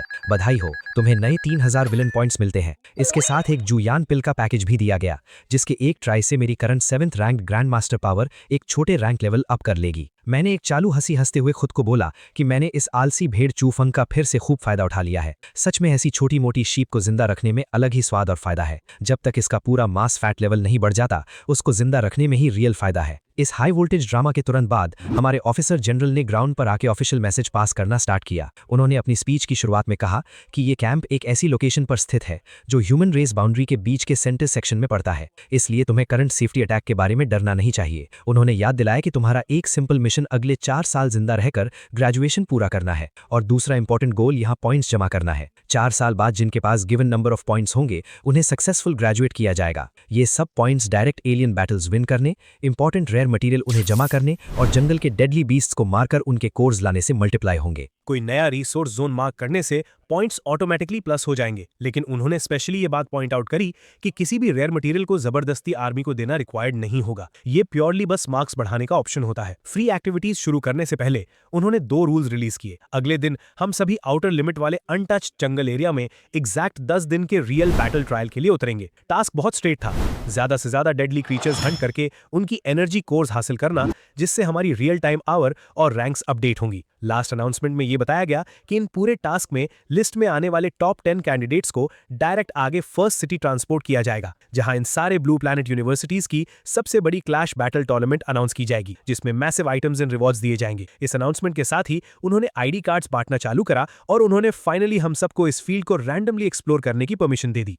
मेरे पापा सूलोंग की तरफ से कम्युनिकेशन आया। थोड़ी देर में मुझे बुलाया गया उनके पास। पापा ने कहा, इस बार तुम्हें बुलाया है क्योंकि कुछ बातें बतानी है। कल की 20 असेसमेंट में जाने की जरूरत नहीं, बेस में आराम से कल्टीवेशन करो। असली काम यह है कि इस बार के 5 रीजन्स एक्सचेंज कंपटीशन में मुझे चाहिए कि तुम नियॉन और हेफाई रीजन वाले रिप्रेजेंटेटिव स्टूडेंट्स को टेस्ट करो। उनमें कुछ अलग सा नोटिस करना है। हमें खबर मिली है कि इन दोनों रीजन्स पर शक है कि वो एलियन रेस के साथ मिले हुए हैं। मैंने कहा, यह काम मुझ पर छोड़ दो, चूंकि आपने इतनी हिम्मत दिखाई है तो मैं इसे पूरी तरह संभाल लूंगा। पापा ने कहा, अगर इस मामले में एक मार्शल सेंट इन्वॉल्व्ड है तो मुझे शांति मिल गई। फिर उन्होंने कहा, बेटा, असेसमेंट खत्म होने के बाद मैं फ्रंट लाइन जाकर तुम्हारे ग्रैंडफादर से मिलना चाहता हूँ। वो भी तुमसे मिलने को बहुत बेचैन है, पर अफसोस फ्रंट लाइन पर एक एलियन रेस का मार्शल सेंट उन पर इतनी नजर रखता है कि वो वहां से निकल ही नहीं पाते। फिर पापा ने जनरल क्विन से कहा, ठीक है, अब इतना ही। जनरल क्विन, तुम्हें परेशान करने के लिए माफी। जनरल क्विन ने कहा, फैमिली हेड, आप ऐसी बात क्यों कह रहे हैं? मेरी जान तो आपने ही बचाई थी उस साल, और आपने तो मेरे लिए 9th ग्रेड ब्रेक थ्रू के रिसोर्सेज भी तैयार किए थे।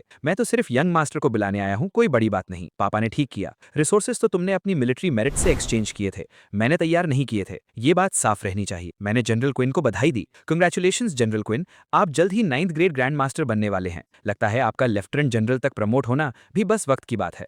जनरल क्विन ने हंसते हुए कहा, सू यंग मास्टर मजाक कर रहे हैं, ये तो सिर्फ लक है। फिर उन्होंने कहा, चलो मिलिट्री बेस में कुछ खाते हैं। इतने सालों से नहीं आए तो शायद बीस्ट मीट का स्वाद ही भूल गए होंगे। असेसमेंट खत्म होने पर चू फैंग ने एक डरावना सा स्कोर बनाया। 7280 पॉइंट्स के साथ 20 7वें ग्रेड के बीस्ट को मारकर पहला नंबर लिया। ये चिंग दूसरे नंबर पर, फैंग टिंग तीसरे नंबर पर, और इस तरह एक्सचेंज कंपटीशन की सीट्स ऑफिशियली लॉक हो गई। इंस्ट्रक्टर ने कहा, मैं पहले सिटी लॉर्ड के रेसिडेंस में रिपोर्ट देने जाता हूँ, तुम सब यहाँ आपस में मिल लो। फिर वहां कंपटीशन के दौरान एक छोटा सा ड्रामा शुरू हो गया। एक आदमी लिन पैंक्सी को छेड़ते हुए बोला, सुंदर हो पर सिर्फ 5th ग्रेड होकर भी कंपटीशन में आ गई। लगता है तुम्हारे ज़ेनजियांग की मार्शल डाउ बहुत कमजोर हो गई है। आज रात किसी जगह बैठकर थोड़ा ड्रिंक नहीं करते? वो लड़की गुस्से में बोली, कितना घिनौना आदमी है। उसके पास खड़े चू फैंग ने कहा, अभी हाथ मत उठाओ, इन्हें थोड़ी देर और जीने दो, अरीना में मैं इन्हें इसकी कीमत चुकवा दूंगा। फिर अचानक एक लड़की अरीना में आई। वो आदमी फिर बोला, सुंदर हो, मैं तुम्हें अलग से बात करने के लिए इनवाइट करना चाहता हूँ, थोड़ी मार्शल डाउ की डिस्कशन कर लेते हैं, कैसा रहेगा? Get lost. उसने जवाब दिया,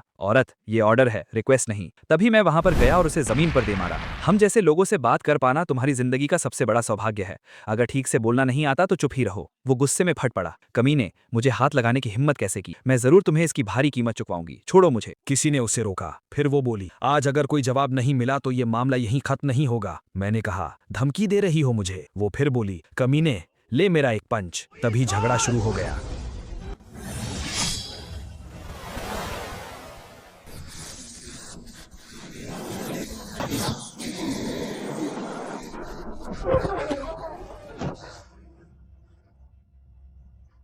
जनरल नसाबी ने आकर रोका, क्या तुम सब खुलेआम 5 पैट्स पैक तोड़ने की कोशिश कर रहे हो? अरीना में किसी की जान लेना अलाउड नहीं है। घायल लोगों को वापस ले जाना कोई बड़ी बात नहीं। दूसरी तरफ से जवाब आया, क्या ये सिर्फ चोट लगने की बात है? तुम लोग तो पूरी दुनिया से दुश्मनी करने जैसा बर्ताव कर रहे हो। क्या तुम चाहते हो कि हमारी ड्रैगन नेशन पूरी दुनिया की दुश्मन बन जाए? जवाब मिला, ड्रैगन नेशन तो पैक्ट का पूरा पालन करती है, फिर हम दुनिया के दुश्मन कैसे हो सकते हैं? उन्हें फौरन छोड़ो। चू फैंग ने गुस्से से सोचा, हाँ, वैसे भी पूरे दिन सिर्फ दिखावा करना ही जानते हो। असली बहाना है दिखावा करना। फिर अगला मुकाबला शुरू हुआ। मैच 26, 9 सिटी रिप्रेजेंटेटिव बनाम 36 सिटी। किसी ने कमेंट किया, जनरल यांग को तो मैचेस अरेंज करने का खूब हुनर है। सच में? मैंने मन ही मन सोचा, ये ड्रैगन नेशन वाली लड़की तो किसी पोप की बेटी से भी ज्यादा सेक्रेड लगती है। एक मुकाबले में उस लड़की ने एक ही मूव में विक्ट्री ले ली, कभी दूसरा मूव ही नहीं चलाना पड़ा। कितना कूल है ये। एक भीड़ में किसी ने कहा, यही तो होनी चाहिए असली स्ट्रॉन्ग औरत की तस्वीर। इसमें क्या बड़ी बात है? मेरे पास भी इतनी स्ट्रेंथ होती तो मैं भी कर लेता।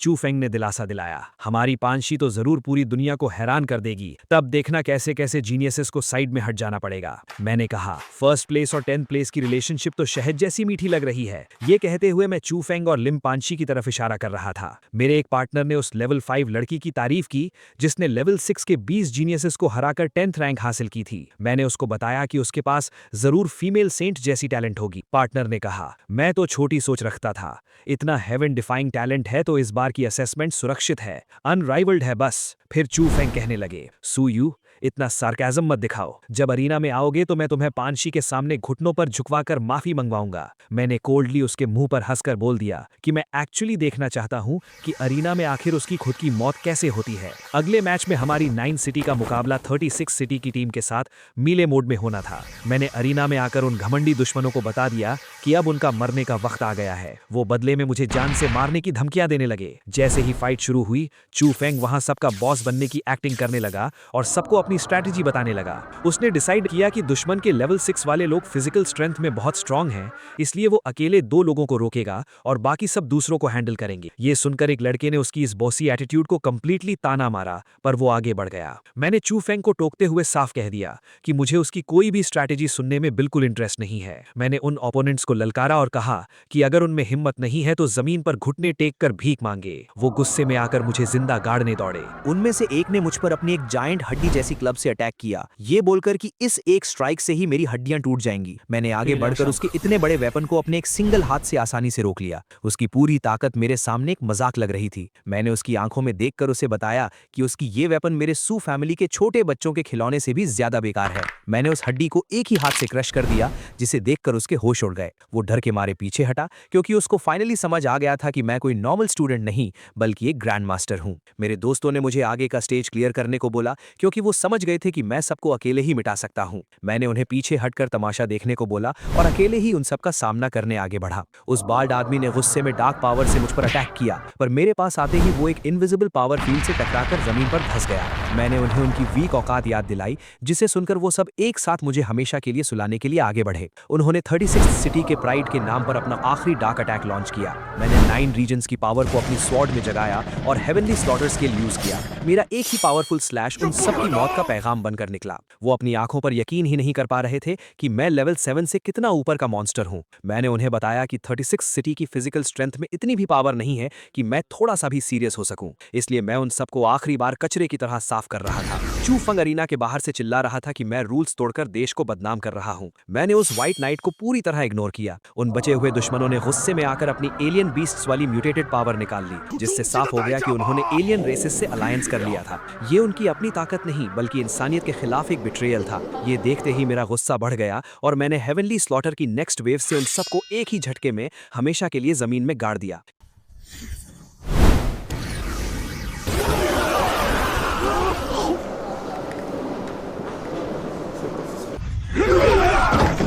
ये सब देखकर नसाबी और शेंडाई जाओ चांग जैसे जनरल्स गुस्से में पागल हो गए और उन्होंने मुझ पर रूल्स तोड़ने का नाटक करके मुझ पर अटैक करने का फैसला किया। मैंने यांग जिन को साइड किया और शेंडाई जाओ चांग की तरफ पॉइंट करते हुए पूरी दुनिया को बताया कि उन सब में कितना बड़ा खोट है। मैंने उसको और उसकी आर्मी को एक घटिया कचरा बताया जो मेरे रास्ते का कांटा नहीं बन सकते थे। नसाबी ने आगे बढ़कर मुझे धमकाया कि उसका बाप लेवल 9 पर है और वो एक होली गॉड का स्पेशल डिसाइपल है, इसलिए मैं उसे मार नहीं सकता। मैंने जोर से हंसकर उसको सिखाया कि जिसे वो होली गॉड बोलता है वो सिर्फ एलियन रेस का पाला हुआ एक सस्ता कुत्ता है। मैंने अपनी स्वॉर्ड स्विंग की और उस बाल जनरल को भी बिना सोचे समझे एक ही बार में सीधा नर्क भेज दिया। उसके बाद शेंडाई जाओ चंग अपनी लेवल 8 की लाइटनिंग पावर के साथ हवा में उड़ते हुए मेरे ऊपर अटैक करने आया, ये सोचकर कि मैं उसके इस अल्टीमेट मूव के सामने नहीं टिक पाऊंगा। मैंने कोल्डली अपनी वॉइड स्वॉर्ड बाहर निकाली और उसके लेवल 8 के अटैक को एक मजाक की तरह काटकर उसको 2 हिस्सों में तोड़ दिया। चू फेंग ये सब दूर से देखकर सदमे में जमा हुआ था। उसकी आंखों में आंसू थे और वो जल भुनकर सोच रहा था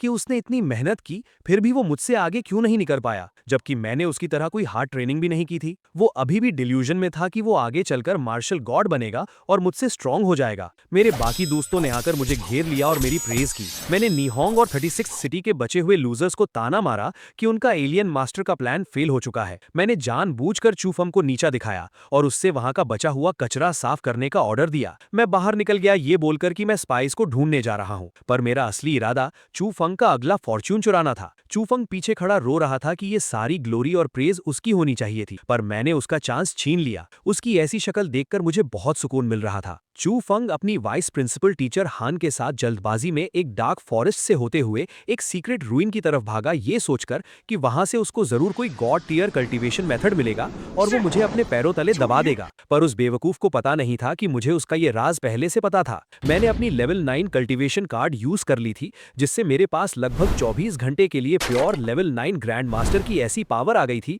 जिसे कोई हरा नहीं सकता था। मैं उस रूइन के आगे एक डार्क ऑरा के साथ रेड मास्क पहनकर खड़ा हो गया ताकि वो दोनों मुझे पहचान न सके।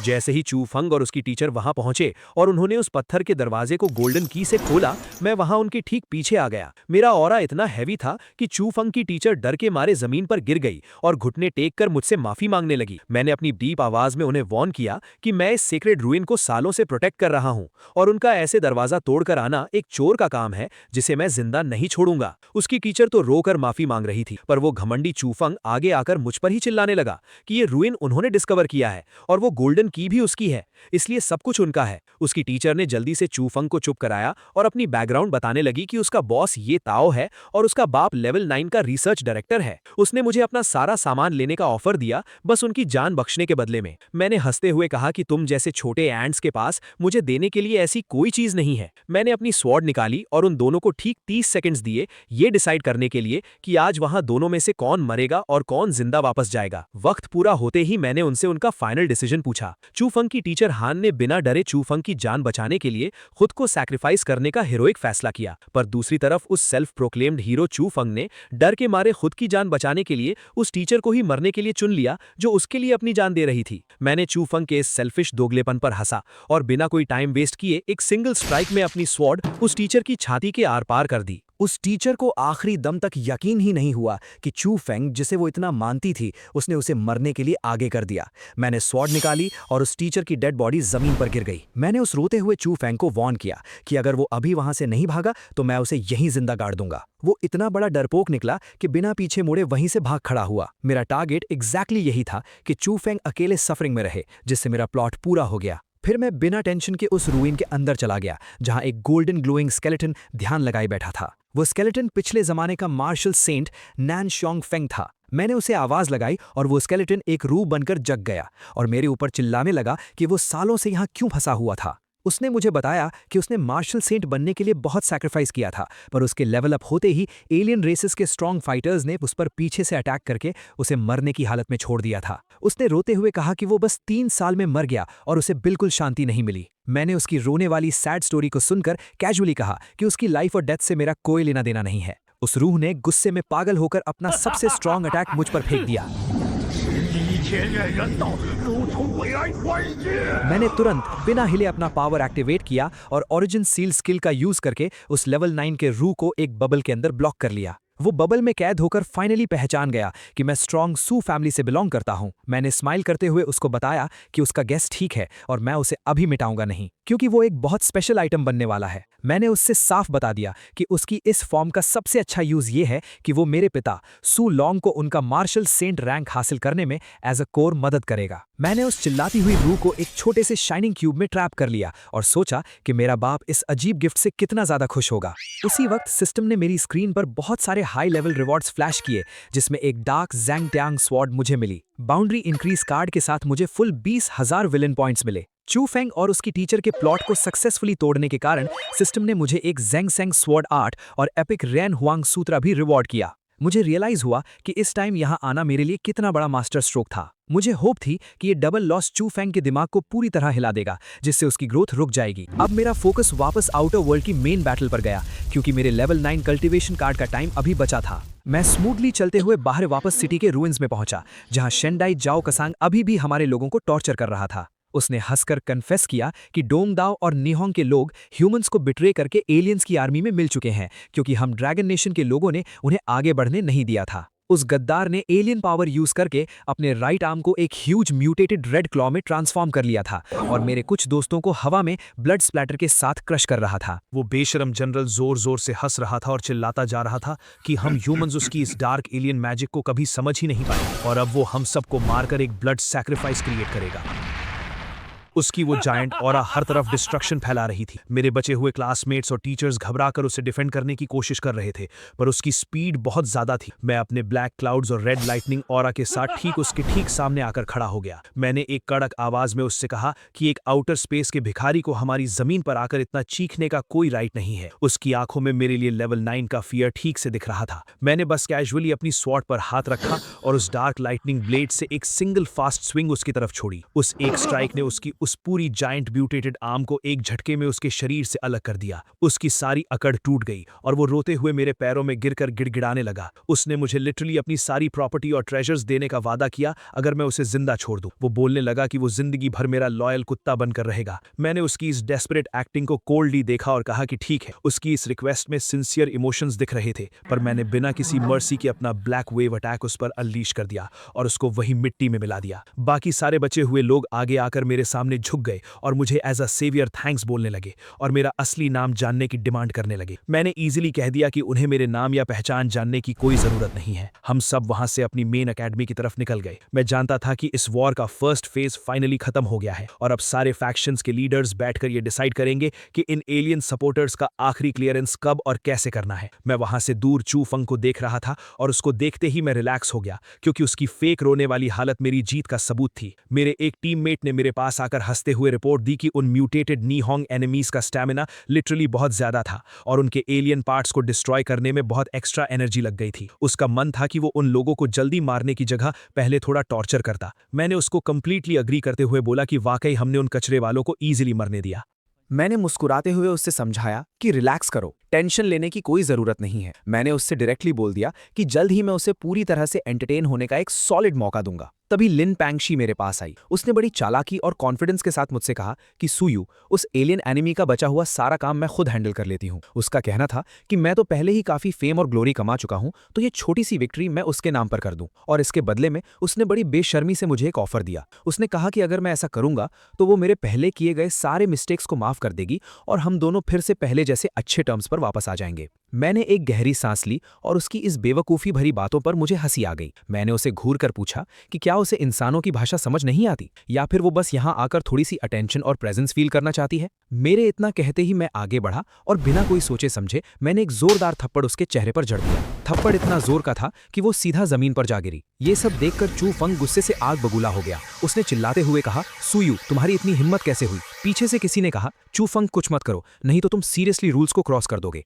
रूल्स? चू फंग ने कहा, इस वक्त और इस जगह पर यह सब कुछ बस मार्शल आर्ट्स के बीच का एक छोटा सा स्पार है, इससे ज्यादा कुछ नहीं। चू फंग ने अपनी मुट्ठी कसी और स्पीड से आगे बढ़ा, गरजते हुए कहा, सुयू, आज मैं और मेरे फादर तुम्हें इसकी सही कीमत चुकाना सिखाएंगे। तभी मैंने अपना पावरफुल अटैक लॉन्च किया। मेरे एक ही पंच ने उसे हवा में बुरी तरह से उड़ा दिया। वो चाहे कितना भी एरोगेंट और कॉन्फिडेंट क्यों ना हो, मेरे इस रॉ अटैक के सामने उसकी कोई औकात नहीं थी। वो जमीन पर बुरी तरह क्रैश हुआ और उसके मुंह से खून निकलने लगा। मैं उसके पास चलकर गया और ब्रूटली अपना पैर उसके चेहरे पर रखकर उसे जमीन में दबा दिया। चू फंग दर्द से चिल्लाते हुए अग्रेसिवली कहा, सुयू, तुम्हारी इतनी हिम्मत कैसे हुई मुझे इस तरह ह्यूमिलिएशन देने की? मुझे छोड़ दो। तभी लिन पैंगशी रोते हुए दौड़कर मेरे पास आई। वो लगातार प्लीज कहने लगी और मुझसे पूछने लगी कि मैं चू फंग की डिग्निटी को इस तरह अपने पैरों तले क्यों क्रश कर रहा हूं। उसने रोते हुए कहा कि क्या उसका मुझसे माफी मांगने काफी नहीं है। मैंने एक एक्सट्रीम कोल्ड लुक के साथ उसकी तरफ देखा और पूछा, तुम्हारी औकात ही क्या है और तुम्हारा लेवल क्या है कि तुम यहां आकर डायरेक्टली मुझसे सवाल कर सको? मैंने एक शार्प एनर्जी वेव से उसे झटके से पीछे फेंक दिया। वो जमीन पर गिरते हुए और जोर से रोना और चिल्लाना शुरू कर दिया।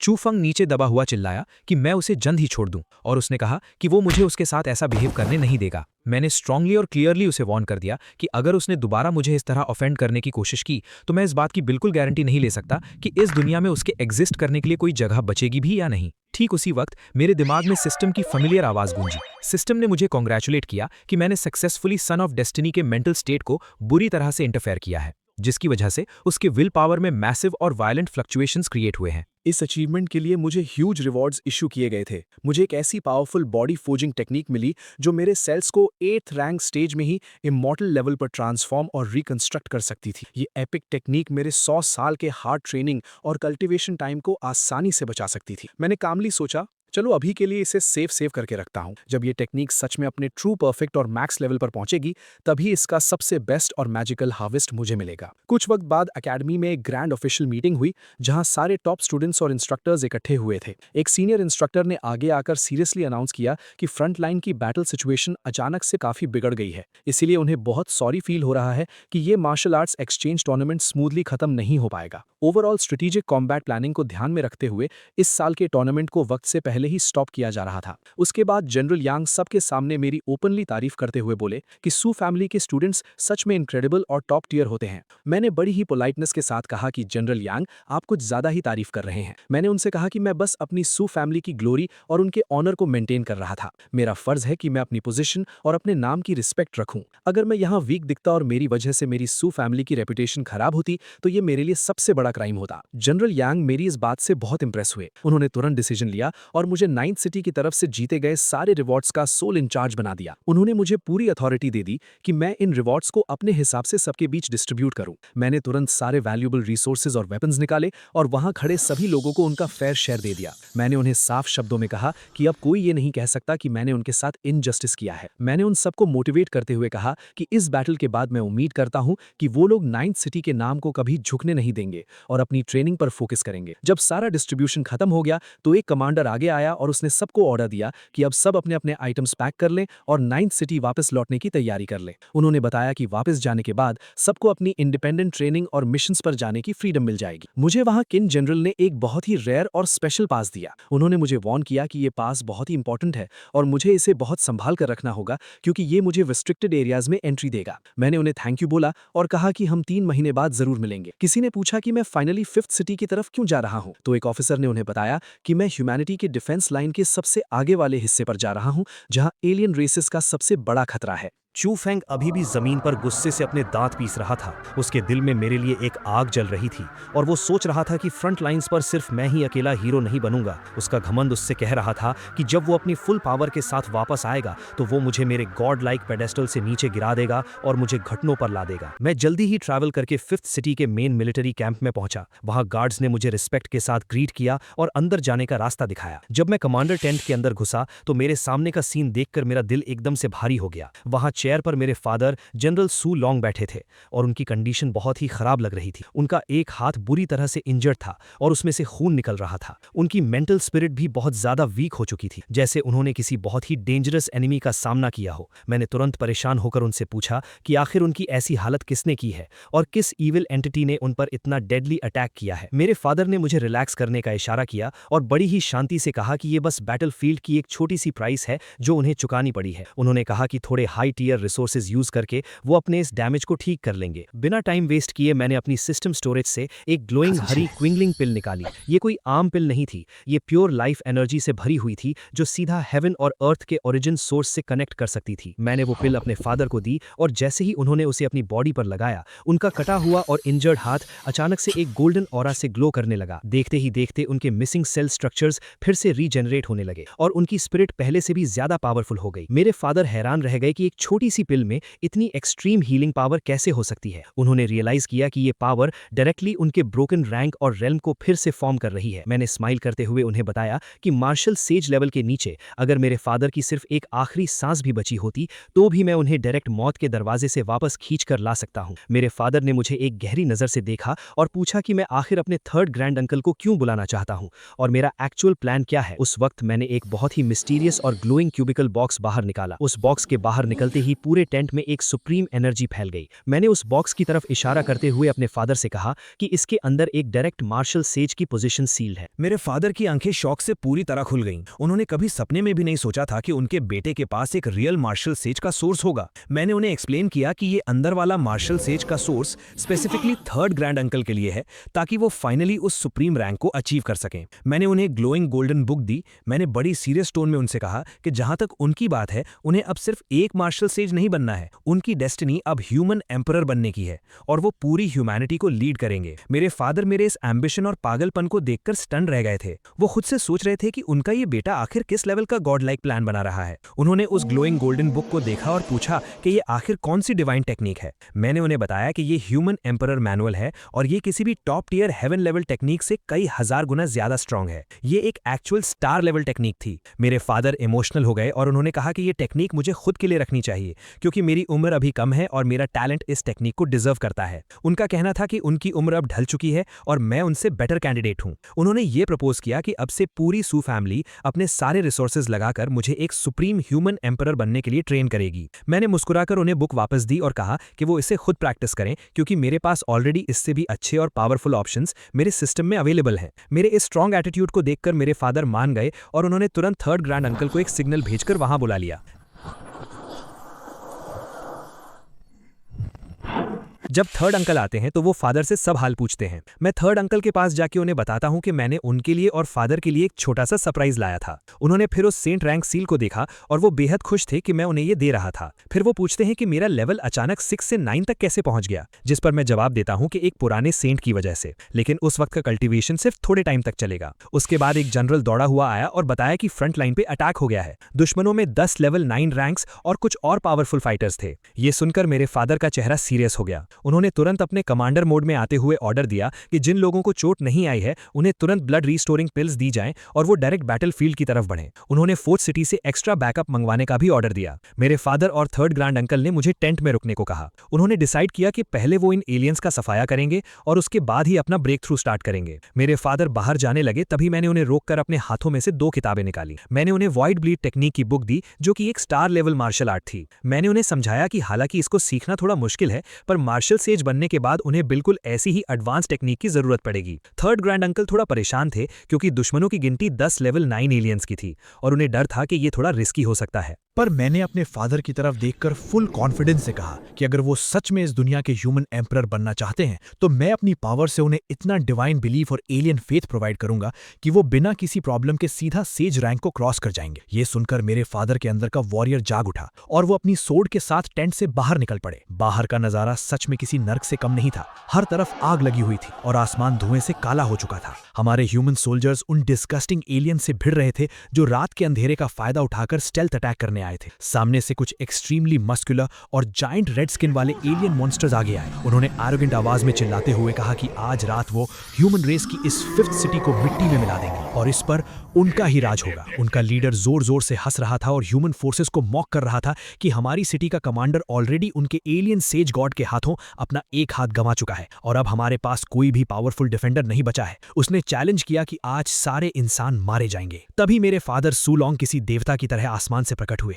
उनकी बॉडी एक ग्लोइंग ऑरा से कवर थी और उनका जो हाथ एलियन ने काटा था वो कंप्लीटली फाइन था और उसमें एक इंटेंस फायर एनर्जी दौड़ रही थी। उन एलियन लीडर्स की आंखें उन्हें देखकर बाहर आ गई। उन्हें समझ नहीं आ रहा था कि ये इंसान ठीक कैसे हो गया। मेरे फादर ने बड़े ही ठंडे और खतरनाक ढंग से उन्हें देखा और कहा कि आओ आके मेरी सिटी लेने की कोशिश करो। उन्होंने सबसे स्ट्रॉन्ग एलियन की तरफ पॉइंट करके कहा कि इन सभी लेवल 9 एलियंस को वो अकेले हैंडल करेंगे और बाकी सोल्जर्स सिर्फ लेवल 8 वालों को देखेंगे। एक जनरल ने मेरे फादर को रोकने की कोशिश की क्योंकि उनकी इंजरी अभी थोड़ी देर पहले ही हील हुई थी, पर मेरे फादर ने फुल कॉन्फिडेंस में उसे पीछे हटने को ऑर्डर दिया। वो रेड स्किन वाला एलियन कमांडर बहुत गुस्से में आ गया। उसने चिल्लाया कि आज वो मेरे फादर सूलोंग का सारा पुराना और नया हिसाब बराबर कर देगा और उनका खून पी जाएगा। उसने अपने सारे लेवल 9 कंपेनियंस को ऑर्डर दिया कि सब एक साथ मिलकर मेरे फादर पर अटैक करें ताकि हमारी ह्यूमन रेस कंप्लीटली हेल्पलेस हो जाए। उन्होंने मिलकर एक massive dark energy blast release किया, पर मेरे फादर अब पहले वाले सूलोंग नहीं थे। उन्होंने बस अपनी सोर्ड को मजबूती से पकड़ा और अपनी नई स्टार लेवल टेक्निक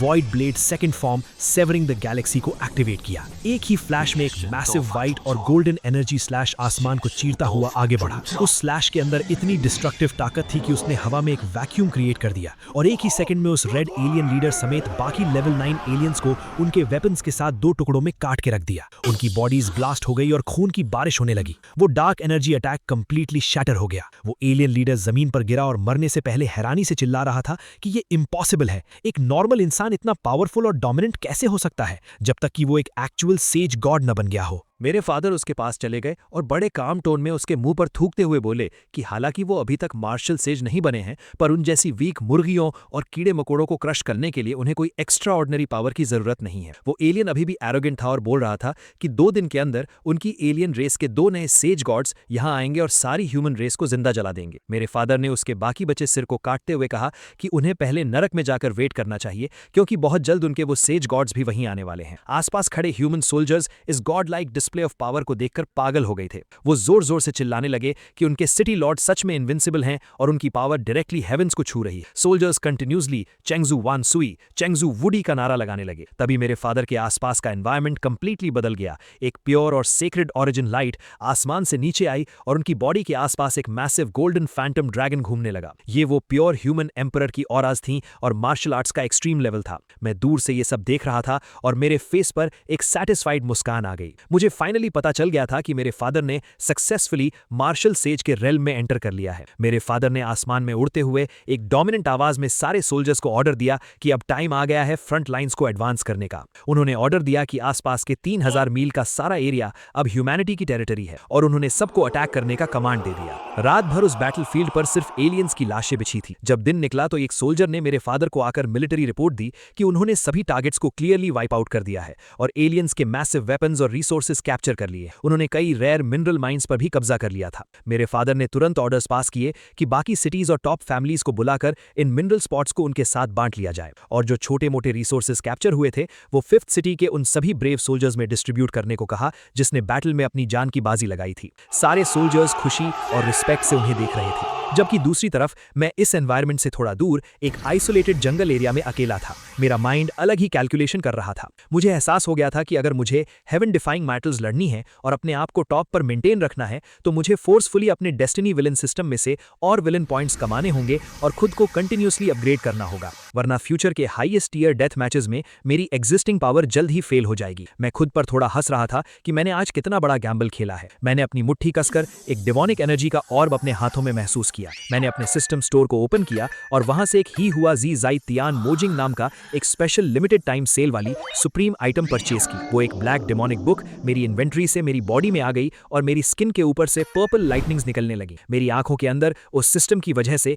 एक खून जैसी लाल ग्लो आ गई। एक मैसिव डार्क घोस्ट फैंटम मेरे पीछे खड़ा हो गया था। मैंने एक गहरी सांस ली और अपने चेस्ट में एक पावरफुल डेमोनिक हार्ट की बीट को फील किया। मैं समझ गया था कि चाहे मेरी ओरिजिन या बैकग्राउंड कुछ भी हो, पर कोई भी सुपरनैचुरल पावर मेरे स्टेप्स को रोक नहीं सकती। मैं जोर से आसमान की तरफ देखकर हंसा और मैंने प्रॉमिस किया कि अगर हेवन मुझे इस पूरे यूनिवर्स का हीरो और प्रोटैगनिस्ट बनने का हक नहीं देता तो मुझे कोई इशू नहीं है। मैं इस सारे हेवन और अर्थ का सबसे टेरिफाइंग और अनमैचेबल डेस्टिनी विलन बनूंगा, जिसके आगे सारे सन ऑफ डेस्टिनी अपने घुटने टेकेंगे। मुझे फ्रंट लाइन से लाखों लोगों के चैंट्स सुनाई दे रहे थे और मैं क्लियरली फील कर पा रहा था कि मेरे फादर का मार्शल सेज में ब्रेक थ्रू करना एलियंस को बर्दाश्त नहीं होगा और वो एक बहुत बड़ा हमला करेंगे। उन्होंने रिपोर्ट दी कि करीब 60 लेवल 9 एक्सपर्ट्स ऑलरेडी आ चुके हैं और बाकी रास्ते में हैं। उन ऑफिशियल्स ने तय किया कि आज रात वो मेरे फादर को प्रोटेक्ट करने के लिए फ्रंट लाइंस पर अपनी जान की बाजी लगा देंगे। पर तभी आसमान का रंग बदल गया।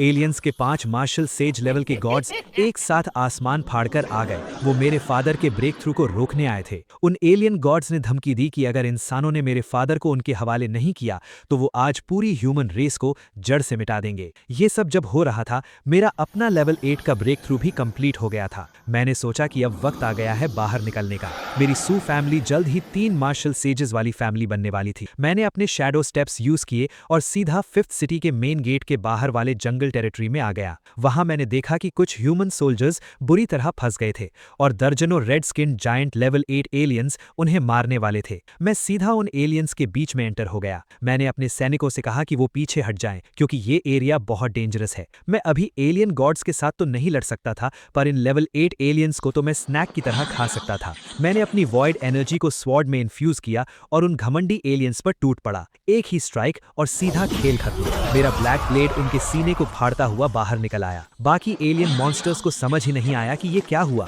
वो डर के मारे पीछे हटने लगे, पर मैं तब तक उनके सर्कल के बीच में आ चुका था। मैंने अपना हाथ आगे किया और गॉड सप्रेसिंग एलिफेंट टेक्निक का फैंटम फॉर्म उनके ऊपर स्मैश कर दिया। एक जायंट गॉड लाइक हाथी का रूप आसमान से जमीन पर उन लेवल 8 एलियंस को क्रश करता हुआ गिरा और वहां सिर्फ और सिर्फ धूल और मिट्टी मिट्टी का धुआं बचा। उन एलियन बीस्ट्स की लाशें जमीन पर पड़ी थीं और उनकी ओरिजिन एनर्जीज को मैं अपने ऑराज में एब्जॉर्ब करने लगा। मेरे लेवल 8 एलियंस को एब्जॉर्ब करने का नजारा देखकर वहां खड़े इंसान और एलियन दोनों हैरान थे। उन एलियंस का न्यूट्रिएंट टेस्ट सच में डिलीशियस था, पर अब ये मेरी अपग्रेडेड रैंक के सामने थोड़े वीक फील हो रहे थे। मेरे इस डेमोनिक रूप को देखकर एलियंस ने चिल्लाकर अपने साथियों को मुझ पर हमला करने का ऑर्डर दिया। उन्होंने कहा कि मेरे सिर पर अटैक करें, पर मैं उनकी स्पीड को ऐसे देख रहा था जैसे सब कुछ स्लो मोशन में हो। मैंने हंसते हुए अपनी स्वॉर्ड उठाई और अपनी अल्टीमेट टेक्निक यूज की। मेरे पास एक ऐसी स्वॉर्ड है जो सब कुछ दफन कर सकती है, जो आसमान और जमीन दोनों को फाड़ सकती है। मैंने एक मैसिव स्ट्राइक रिलीज की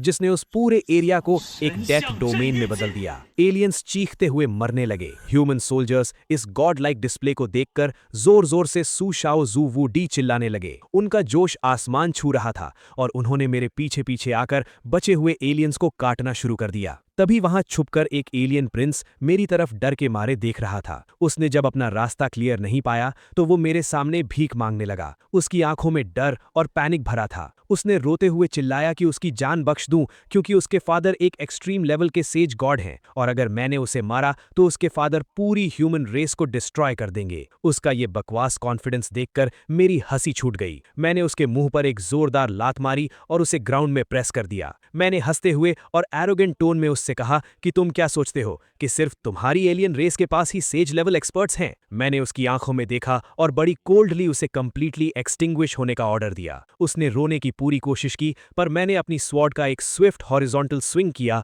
और उस एलियन प्रिंस का सिर धड़ से अलग होकर ग्राउंड पर लुढ़कने लगा। जैसे ही उस प्रिंस की मौत हुई, आसमान अचानक से ब्लड रेड हो गया। बादलों के बीच से एक मैसिव और डार्क एनर्जी की स्टॉर्म बनने लगी और वहां उसके फादर, उस एलियन सेज गॉड का एक हॉरिफाइंग और गॉड लेवल प्रोजेक्शन प्रकट हुआ। उस जायंट फैंटम ने गुस्से से गरजते हुए कहा कि एक इंफीरियर ह्यूमन रेस का कीड़ा कैसे हिम्मत कर सकता है उसके सुप्रीम सन की जान लेने की। उसने अनाउंस किया कि आज मैं उसके हाथों सबसे पेनफुल डेथ मरूंगा।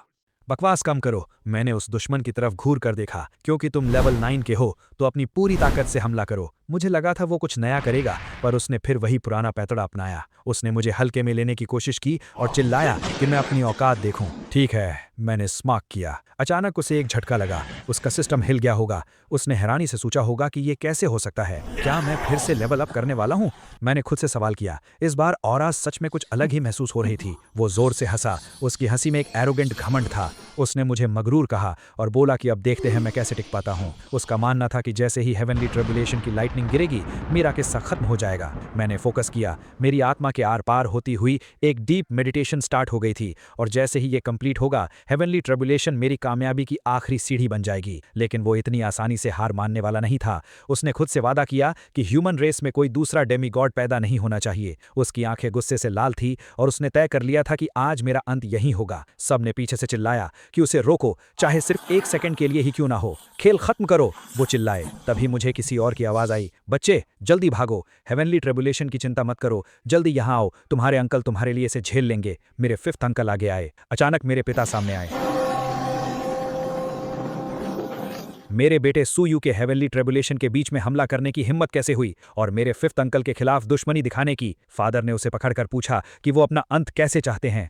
उसके होश उड़ गए। उसकी आंखों में डर साफ दिख रहा था। वो बड़बड़ाने लगा कि होली गॉड रेल्म नामुमकिन है। पिता ने उसे गर्दन से पकड़ा। तुम्हारी हिम्मत तो देखो, एक लेवल 9 होकर भी तुम यहाँ आकर बैटलफील्ड मैटर्स में दखल देने आए हो। तुम्हें क्या लगता है तुम तीनों जीत जाओगे? होली गॉड, मुझे माफ कर दो, मेरी जान बख्श दो। वो गिड़गिड़ाने लगा, लेकिन मेरे पिता ने उसे जान से मार दिया। पिताजी ने 5th अंकल की तरफ देखकर सॉरी कहा क्योंकि वो अपने ओरिजिन पाथ को स्टेबलाइज करने में बिजी थे और टाइम पर नहीं आ सके थे। 5th अंकल की खुशी का ठिकाना नहीं था। उन्होंने गर्व से कहा कि आखिरकार तुम एक मार्शल सेज बन गए और अब हमारी सू फैमिली में 2 मार्शल सेज हैं। पिताजी ने उन्हें आराम करने को कहा और युद्ध का कमांड अपने हाथों में ले लिया। उन्होंने सभी सोल्जर से कहा कि उन्होंने बहुत सहा है और अब हम काउंटर अटैक शुरू करके अपनी चीजें वापस लेंगे। सभी ने नए मार्शल सेज को प्रणाम किया। एक वॉरियर ने पिताजी से पूछा कि बाकी के मार्शल सेज कहाँ हैं।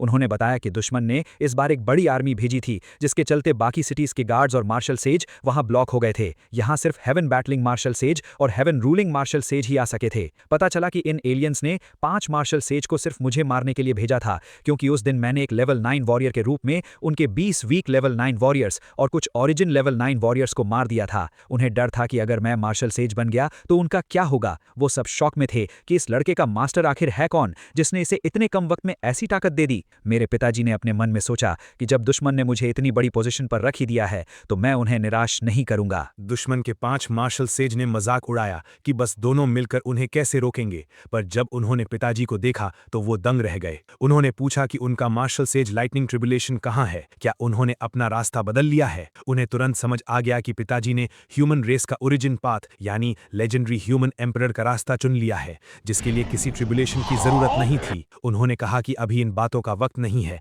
और पहले उन्हें यहाँ का मामला निपटाना होगा। दुश्मन ने पिताजी पर हमला किया और मजाक उड़ाया कि नया मार्शल सेज होकर मौत को बुलावा दे रहे हैं, पर पिताजी ने जैसे ही अपना मून गेजिंग स्पीयर चलाया, उनके अंदर मौत का डर पैदा कर गया। घबराकर उसने अपने बाकी साथियों को बुलाया। तभी आसमान काली घटाओं और बिजलियों से भर गया।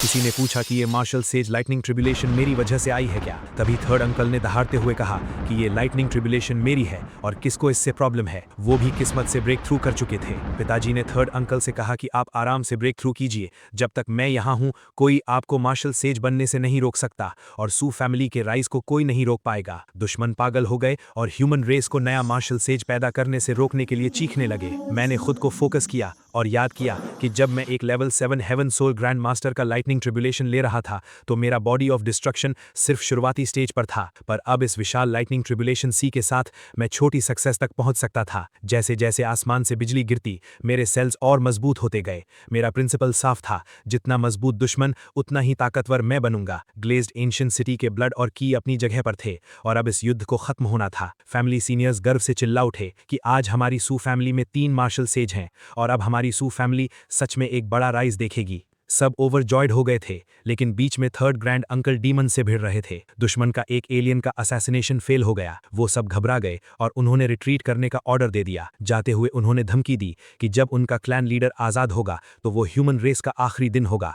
पर मुझे पता था कि हमारी प्रोग्रेस को कोई नहीं रोक सकता और हमने उन्हें खदेड़कर वहां से भगा दिया।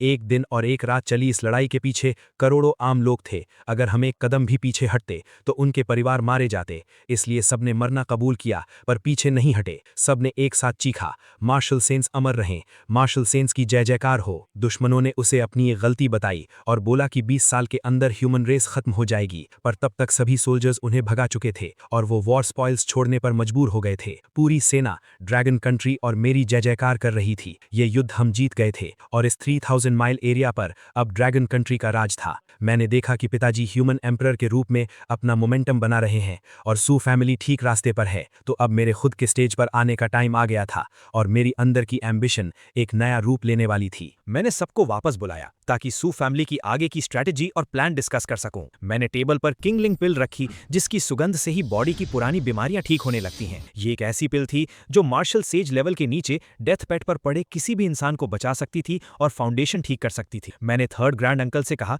कि ये पिल आपकी पुरानी सारे नुकसान ठीक कर देगी, क्योंकि सू फैमिली के 5 ड्रैगन्स में से किसी को भी पीछे नहीं छूटना चाहिए। उन्होंने इमोशन के साथ कहा कि 20 साल से उन्होंने मुझे एक बच्चे से एक महान आदमी बनते देखा है। मैंने उन्हें बताया कि अब पिताजी ह्यूमन एम्परर ओरिजिन पाथ पर हैं और हमें बहुत कुछ आगे बढ़ाना है। मैंने उन्हें वॉइड सेबर टेक्निक और डेथ बरियल सेबर टेक्निक की ओरिजिनल कॉपीज दी, जो स्टार लेवल वेपन्स थे और सू फैमिली की गॉड डिस्ट्रॉइंग सेबर टेक्निक की जगह ले सकते थे। मैंने सजेस्ट किया कि पिताजी पुरानी अर्थ लेवल और हेवन लेवल टेक्निक्स को ड्रैगन कंट्री के लोगों के लिए फ्री में पब्लिक कर दें, ताकि सब मार्शल आर्ट सीख सकें और पिताजी को एक अच्छा नाम मिल सके। निहॉन और हैफी के गद्दारों के बारे में भी डिस्कशन हुआ, जिन्होंने एलियंस के साथ मिलकर धोखा दिया था। उन दोनों एरियाज को डिस्ट्रॉय करने का ऑर्डर पास हुआ और मैंने भी इस अटैक में ज्वाइन करने की इच्छा जताई ताकि मुझे और ट्रेनिंग का मौका मिल सके। मीटिंग के बाद मैं अपने सबॉर्डिनेट से मिलने गया, जिन्हें मैंने पहले एक इंस्ट्रक्टर के जरिए रिक्रूट किया था। मैंने उन्हें साफ बताया कि आज से वो सब मेरे सूयू के डायरेक्ट सबॉर्डिनेट्स हैं और अगर किसी को प्रॉब्लम है तो वो अभी जा सकता है। पर उन सब ने मेरे प्रति पूरी लॉयल्टी दिखाई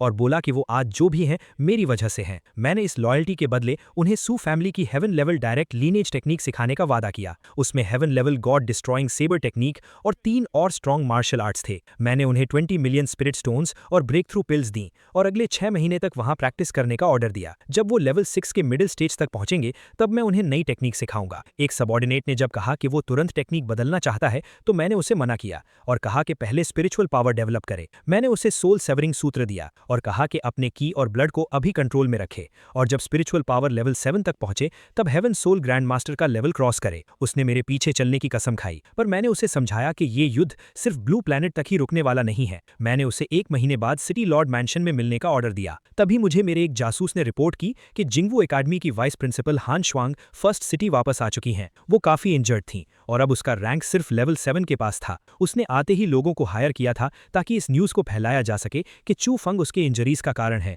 और उसका अपने स्टूडेंट के साथ झगड़ा हो गया था। पर मैंने तुरंत ऑर्डर दिया कि इस न्यूज़ को दबाकर रखा जाए और ठीक 25 दिनों बाद इसे इतना पुश किया जाए कि सब जगह फैल जाए। मैं देखना चाहता था कि जू शांग यान इस मास्टर को मारने वाले इल्जाम को कैसे झेलता है। दूसरी तरफ चू फंग और लिन पैंगशी फॉरेस्ट से बाहर आ गए थे। उन्होंने पिछले 1 महीने में कड़ी मेहनत करके 98 pieces 7th rank beast course collect कर लिए थे। लिन पैंगशी बहुत खुश थी। उसको लग रहा था कि अब वो जल्द ही 9th सिटी के रिटर्न्स बेस में सबमिट कर देंगे। रिजल्टिंग जाइड 6th रैंक के रिसोर्सेज पे अप्लाई किए जाएंगे। चू फेंग मुस्कुराया। उसने सोचा कि उसको किसी चीज की जल्दी नहीं है। वो अगले स्टेजेस और रिसोर्सेज पर टारगेट क्लोज करते हुए अपनी पावर्स को और बढ़ाएगा। उसका प्लान था कि लेवल पीक्स तक पहुंचे। उसी दौरान चू फेंग और लिन पैंशी फॉरेस्ट में शिकार कर रहे थे। चू Feng level 7 beast course collect कर चुका था ताकि वो 9th सिटी जाकर रिसोर्सेज एक्सचेंज कर सके और लेवल 6 लेट स्टेज तक ब्रेक थ्रू कर सके। वो और लिन पैंशी परफेक्ट कपल होने का ढोंग कर रहे थे और चू फेंग जल्द ही ग्रैंड मास्टर ब्रेक थ्रू का दिखावा करके न्यू एरा अलायंस का लीडर बनने का प्लान बना रहा था। वहां दूसरी तरफ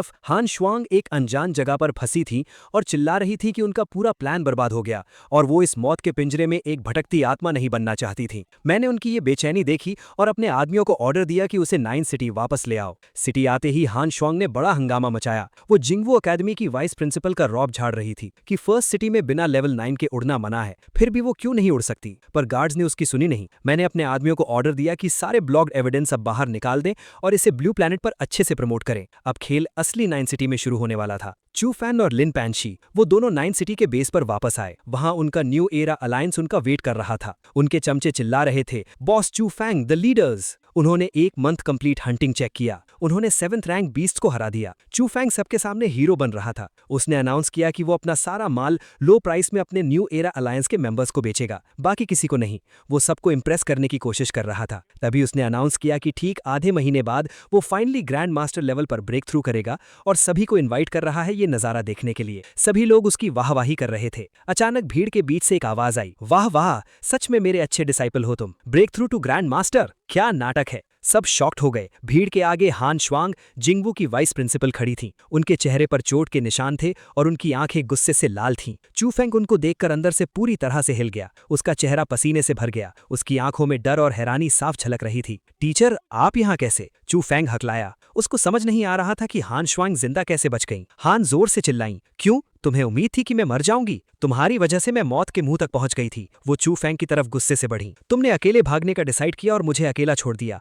1 महीना हो गया, तुमने मुझे ढूंढने की कोशिश तक नहीं की। तुमने किसी को फर्स्ट सिटी में अपडेट नहीं दिया और अब तुम यहाँ हीरो बनने का नाटक कर रहे हो। चू फेंग की हालत खराब हो गई। उसने झूठ बोलने की कोशिश की। टीचर, ऐसा कुछ नहीं है। मैं तो वहाँ एक 9th लेवल एलियन के हमले से उड़ गया था। मुझे आपसे अलग कर दिया गया था। मुझे वहाँ ढूंढने का मौका ही नहीं मिला। लेकिन हान श्वांग अब उसकी बातों में आने वाली नहीं थी। उन्होंने उसे खरी खोटी सुनाई और सबके सामने उसकी असलियत खोलकर रख दी। मुझे ये सब देखकर बहुत मजा आ रहा था। मेरा प्लान बिल्कुल सही काम कर रहा था, लेकिन मुझे चू फेंग को पूरी तरह से तबाह करना था। इसलिए मैंने एक और चाल चली। चू फंग हन श्वांग के पास गया। चू फंग एक अच्छे डिसाइपल का नाटक करते हुए उनसे माफी मांगी। चू फंग ने उन्हें यकीन दिलाया कि वो उनकी चोटों को ठीक करने के लिए एक हाई लेवल स्पिरिट अर्ब लाना चाहता है। चू फंग ने उन्हें एक फॉरेस्ट केव के बारे में बताया जहां एक स्वन यिन फ्लावर था जो उनकी इंजर्ड डांटियन को पूरी तरह हील कर सकता था। वो साथ चलने को राजी हो गई। फॉरेस्ट के अंदर उस डार्क केव में गए।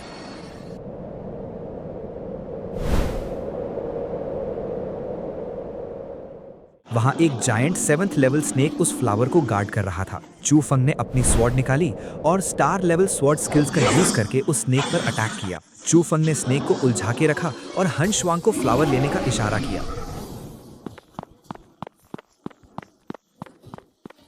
जैसे ही हन शुआंग ने वो फ्लावर उठाया, वो खुशी से मुस्कुराएं, ये सोचकर कि अब उनकी पावर्स वापस आ जाएंगी। लेकिन यही मेरे असली खेल का वक्त था। असल में मैं उसका रूप लिए हुए था। अब जब रात हुई तब मैंने अपना अगला खेल शुरू कर दिया। मैंने अचानक से अपनी स्वॉर्ड घुमाई और बिना कोई मौका दिए सीधे हन शुआंग के सीने में उतार दी। वो झटके से पीछे गिरी, उनके मुंह से खून निकलने लगा। उन्होंने मुझे चू फंग समझते हुए गुस्से और दर्द में कहा कि मैं बहुत कमजोर हूं और उनका लेवल अभी भी मुझसे हाई है। मैंने अपनी असली पहचान छुपाए रखते हुए स्मर्क किया और चू फंग की ही आवाज में कहा कि ये उनका भ्रम है। मैंने उन्हें बताया कि वो अब बचने वाली नहीं है। उन्होंने अपनी आखिरी सांस तक मुझसे लड़ने की कोशिश की, पर वो बहुत कमजोर हो चुकी थी। मैंने बिना किसी रहम के उनका काम तमाम कर दिया। अब असली चू फंग पर अपनी ही टीचर का खून करने का सबसे घिनौना इल्जाम लगने वाला था और पूरी दुनिया में कोई भी उसे बचा नहीं पाएगा।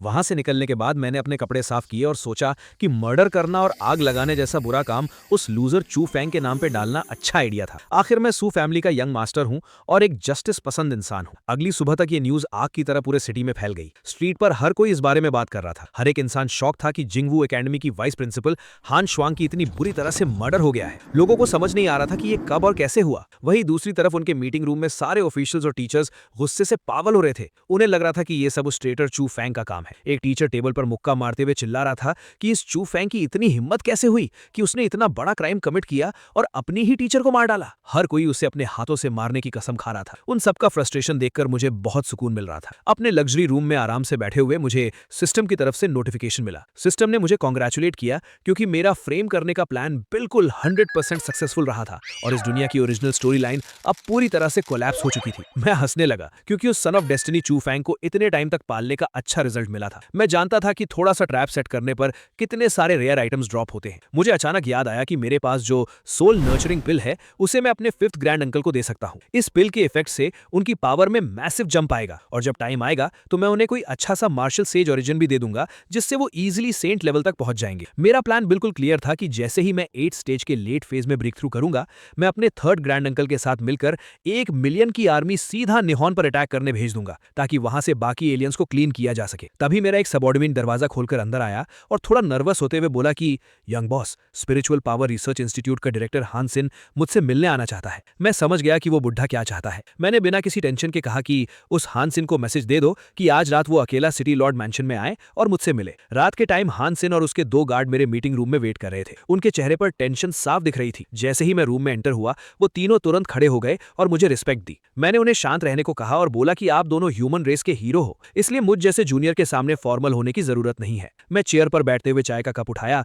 और डिस्कशन स्टार्ट किया कि आखिर डायरेक्टर हान सिन इतनी रात को यहाँ क्या करने आए हैं। उसने थोड़ा हेजिटेट करते हुए पोलाइटली कहा कि मैंने जो 100 मिलियन स्पिरिट स्टोन्स और 8th grade demon plants donate किए थे वो उसके इंस्टीट्यूट को मिल गए हैं, इसलिए वो आज स्पेशली मुझे थैंक यू बोलने आया है। मैंने कैजुअली रिप्लाई किया कि ये तो छोटी सी बात है, आखिर ये सब ह्यूमन रेस की भलाई के लिए किया गया था और मेरी सू फैमिली के पास काफी रिसोर्सेज हैं, तो थोड़ा बहुत डोनेट करना हमारा ड्यूटी बनता है। ये सुनकर हान सिन ओवर एक्टिंग करते हुए मुझे मस्का लगाने लगा कि सू फैमिली सच में लॉन्ग किंगडम का मेन पिलर है और मेरे जैसी पावरफुल यंग जनरेशन को देखकर उसे बहुत प्राउड फील होता है। मैंने भी हम्बल एक्ट करते हुए बोला कि मेरा नाम अब कुछ ज्यादा ही बड़ा हो गया है, पर मैं किसी पिलर जैसा एक्ट नहीं करता। मैंने टॉपिक चेंज करते हुए नकली सिंपैथी दिखाई और कहा कि डायरेक्टर हान सिन, मुझे आपके लिए बहुत बुरा लग रहा है। अगर मैंने फर्स्ट सिटी में वाइस प्रिंसिपल हान शुआंग को नहीं बचाया होता तो वो यहीं वापस नहीं आती और शायद उसके साथ इतना बुरा नहीं होता। ये सुनते ही उस बुढ़े का चेहरा दुख से भर गया और उसने कहा कि ये शायद उसकी बेटी की किस्मत थी।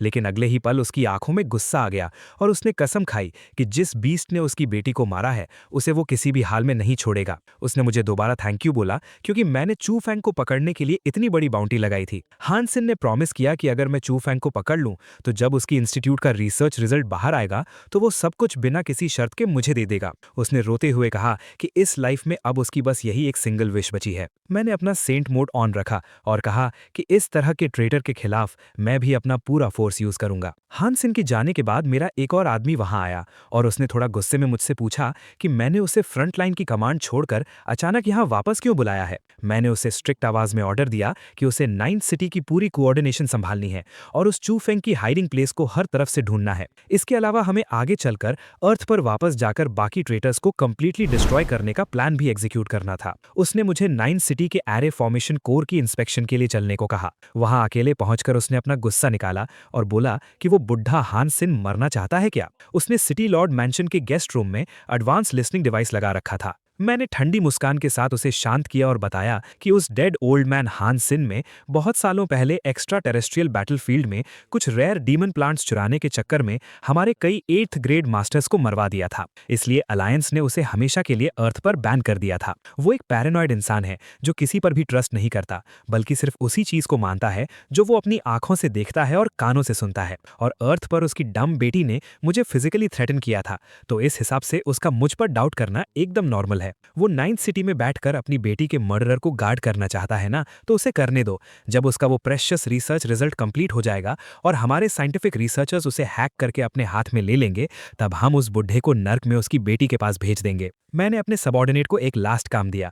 मैंने उसे कहा कि वो सू फैमिली के टॉप असैसिन्स को भेजे ताकि वो लोग चू फैंग को केयरफुली ट्रैक करें, पर उसे वॉर्न भी करें। मेरा प्लान उसे इजीली पकड़ने का नहीं था, क्योंकि अगर वो इतनी जल्दी पकड़ा गया तो मेरे स्लो टॉर्चर वाले गेम का सारा मजा खराब हो जाएगा। दूसरी तरफ एक डार्क रूम में लिन पैंगसी जमीन पर बैठी रो रही थी। उसका बचा हुआ छोटा सा दिमाग काम नहीं कर रहा था। वो अपने आप से चिल्लाते हुए कह रही थी कि ये इम्पॉसिबल है और चू फंग ऐसा कैसे कर सकता है। उसे अपने अंदर ही लग रहा था कि ये सब एकदम फेक न्यूज है और इसके पीछे जरूर मेरा यानी सू यू का कोई ईविल मास्टर प्लान है। वो चिल्ला रही थी कि मैंने चू फंग को बुरी तरह से फ्रेम किया है। तभी अचानक उसके दरवाजे पर लाइटली नॉक हुआ। उसने घबराकर पूछा कि वहां बाहर कौन है। उसने जैसे ही दरवाजा खोला, वहां एक डार्क क्लोक पहने हुए लड़का खड़ा था। उसने अपना हुड हटाया और वो सैड बॉय चू फंग था। उसने रोते हुए कहा कि ये मैं हूं। लिन पैंगसी उसे यहां देखकर कंप्लीटली शॉक हो गई। उसने गुस्से और डर में उसकी कॉलर पकड़ ली और चिल्लाई कि क्या तुम पागल हो गए हो जो सिटी में वापस आ गए? क्या तुम्हें नहीं पता कि पूरे एक्स्ट्रा टेरेस्ट्रियल बैटलफील्ड की आर्मी और सारे टॉप एक्सपर्ट्स तुम्हारी लाइफ के पीछे पड़े हैं? चू फंग ने रोती हुई आवाज में उसे हक किया और सॉरी बोला। उसने कहा कि उसे किसी ने बुरी तरह सेटअप किया है। उसने एक्सप्लेन किया कि उस रात जब टीचर उसे जंगल में डार्क एट्रीब्यूट फ्लावर ढूंढने ले गई थी, तो फ्लावर मिलने के तुरंत बाद वो अकेले वहां से निकल गया था ताकि वो बिना किसी डिस्टर्बेंस के टियानहुन ग्रैंड मास्टर लेवल में ब्रेक थ्रू कर सके। लिन पैंगसी ने डाउट से पूछा कि अगर तुमने सच में ब्रेक थ्रू कर लिया है तो तुम यहाँ इस हेविली गार्डेड सिटी के अंदर कैसे आए? चू फंग ने उसे बताया कि अपने ब्रेक थ्रू के बाद उसे लक से एक 9th ग्रेड लेवल का सीक्रेट रूइन मिला था। वहां से उसे एक एंशिएंट बैज मिला जो किसी का भी फेशियल स्ट्रक्चर और अपीयरेंस कंप्लीटली चेंज कर सकता है। उसने अपना रोना कंटिन्यू रखा और कहा कि मैंने वैसा कोई मर्डर नहीं किया है और ये सब उस कमीने सू यू का किया धरा है जिसने सब कुछ मेरे सर पर डाल दिया है। लिन पैंगसी उसे जोर से हक करके और ज्यादा रोने लगी और बोली कि उसे अपने दिल में पता था कि चू फंग इतना गिरा हुआ काम नहीं कर सकता। उसने कहा कि पिछले कुछ दिन उसके लिए नर्क जैसे थे। चू फंग ने उसके आंसू पोंछे और प्रॉमिस किया कि वो दुनिया के सामने खुद को और अपनी इनोसेंस को प्रूव करेगा। थोड़ी देर बाद लिन पैंगसी को कुछ अजीब लगा और उसने पूछा कि तुमने इतनी बड़ी सिटी में मुझे इतनी परफेक्टली ढूंढ कैसे लिया? चू फंग ने कैजुअली और बिना कुछ सोचे समझे बताया कि टूर्नामेंट का सुपर रिवॉर्ड उसने जो उसे दिया था उसमें थोड़ी सी हिडन स्पिरिचुअल एनर्जी छोड़ दी थी ताकि वो उसे आसानी से और बिना किसी प्रॉब्लम के ट्रैक कर सके। ये सुनते ही लिन पैंगसी का मूड एक सेकंड में चेंज हो गया। उसने गुस्से से उसे दूर धक्का दिया और उसकी आंखों में देखकर चिल्लाई कि उसने मुझ जैसे यानी उस बुरे सू यू की तरह ऐसी घटिया और डिस्गस्टिंग ट्रिक क्यों यूज की। उसे गुस्सा इस बात का था कि उस पर स्पाई करने के लिए ऐसी चीप और स्टॉकर जैसी हरकत चू फंग ने कैसे की। चू फंग भी पैनिक हो गया और अपने हाथ हिलाते हुए बोलने लगा कि क्या हो गया, उसका वो गंदा मतलब नहीं था। पर लिन पैंगसी ने क्लियरली कहा कि उसका ये स्टॉकिंग बिहेवियर मुझे बिल्कुल सू यू की वाइब्स दे रहा है। चू फैंग ने हाथ उठाकर हेवन की कसम खाई कि उसका कोई गलत इंटेंशन नहीं था और उसने बस प्रोटेक्शन के लिए ऐसा किया था। लिन पैंगसी किसी तरह शांत हुई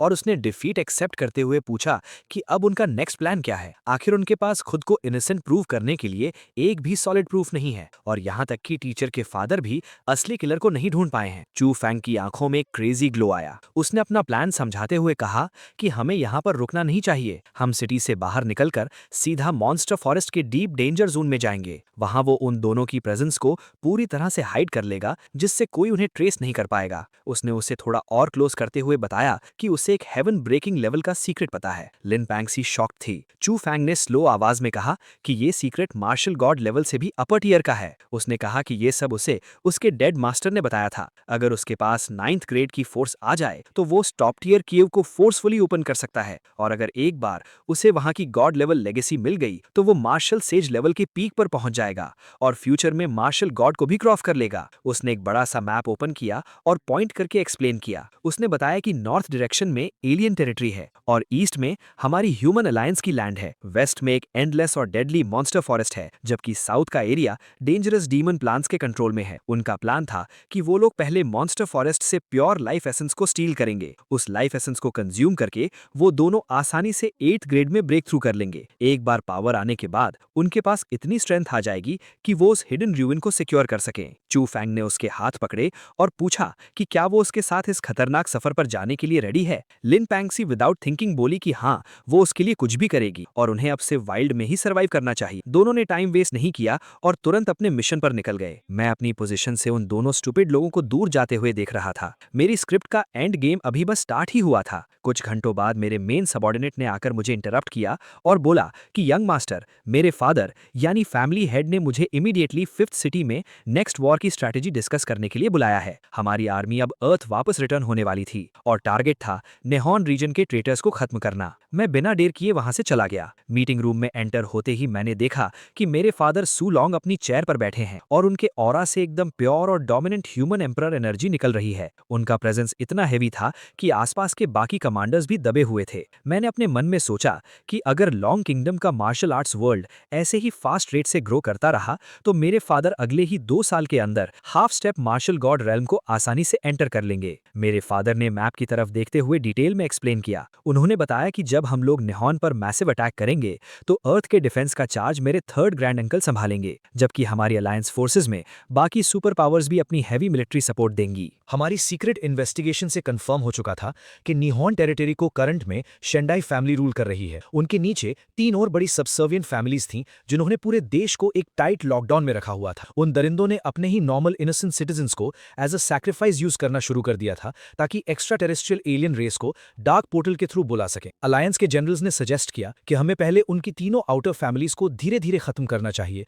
और उसके बाद शेंडाई फैमिली के मेन बेस पर फाइनल असॉल्ट करना चाहिए। मैंने तुरंत टेबल पर हाथ रखकर मना किया और कॉन्फिडेंट आवाज में बोला कि नहीं, हमें डायरेक्ट फ्रंटल अटैक करना चाहिए। उनकी आउटर फैमिलीज अपने आप रिट्रीट करके सेंटर को डिफेंड करने आएंगी ही। अगर हमने अपनी फोर्सेस को उन आउटर लोकेशंस पर स्प्रेड कर दिया तो पावर डिवाइड होगी और उन्हें तैयारी करने का टाइम मिल जाएगा। ये सुनकर एक ओल्ड कमांडर ने ऑब्जेक्शन करते हुए कहा कि डायरेक्ट अटैक से हमारी साइड में कैजुअलिटीज बहुत मैसिव हो सकती हैं, पर मैंने ईवल स्माइल के साथ कॉन्फिडेंटली जवाब दिया कि मेरे पास उनका शील्ड और डिफेंस अरे ब्रेक करने का सॉलिड मेथड है। हमें बस अपनी पूरी फोर्स उनके शेंडाई बेस पर कॉन्सेंट्रेट करनी है। मेरे फादर ने गर्व से मेरी तरफ देखा और जनरल से कहा कि अगर इस यंग बॉय ने चैलेंज लिया है तो हो सकता है वो अरे जिसे पूरे देश को मेल्ट करके बनाया गया है एक बेकार जोक बनकर टूट जाए। उन्होंने सबको ऑर्डर दिया कि हमारा फोकस शेंडाई बेस पर ही होगा। साथ ही मेरे फादर ने मुझे सीरियस वार्निंग देते हुए कहा कि बेटा याद रखना, हमारे सोल्जर्स की लाइफ के साथ किसी भी तरह का क्रूअल गेम मत खेलना। अगर बैटल में एक्स्ट्रा टाइम लगता है तो कोई इशू नहीं, पर हमारे फाइटर्स की जान बिना मतलब नहीं जानी चाहिए। मैंने उन्हें अश्योरेंस दी कि मैं बिना सोचे समझे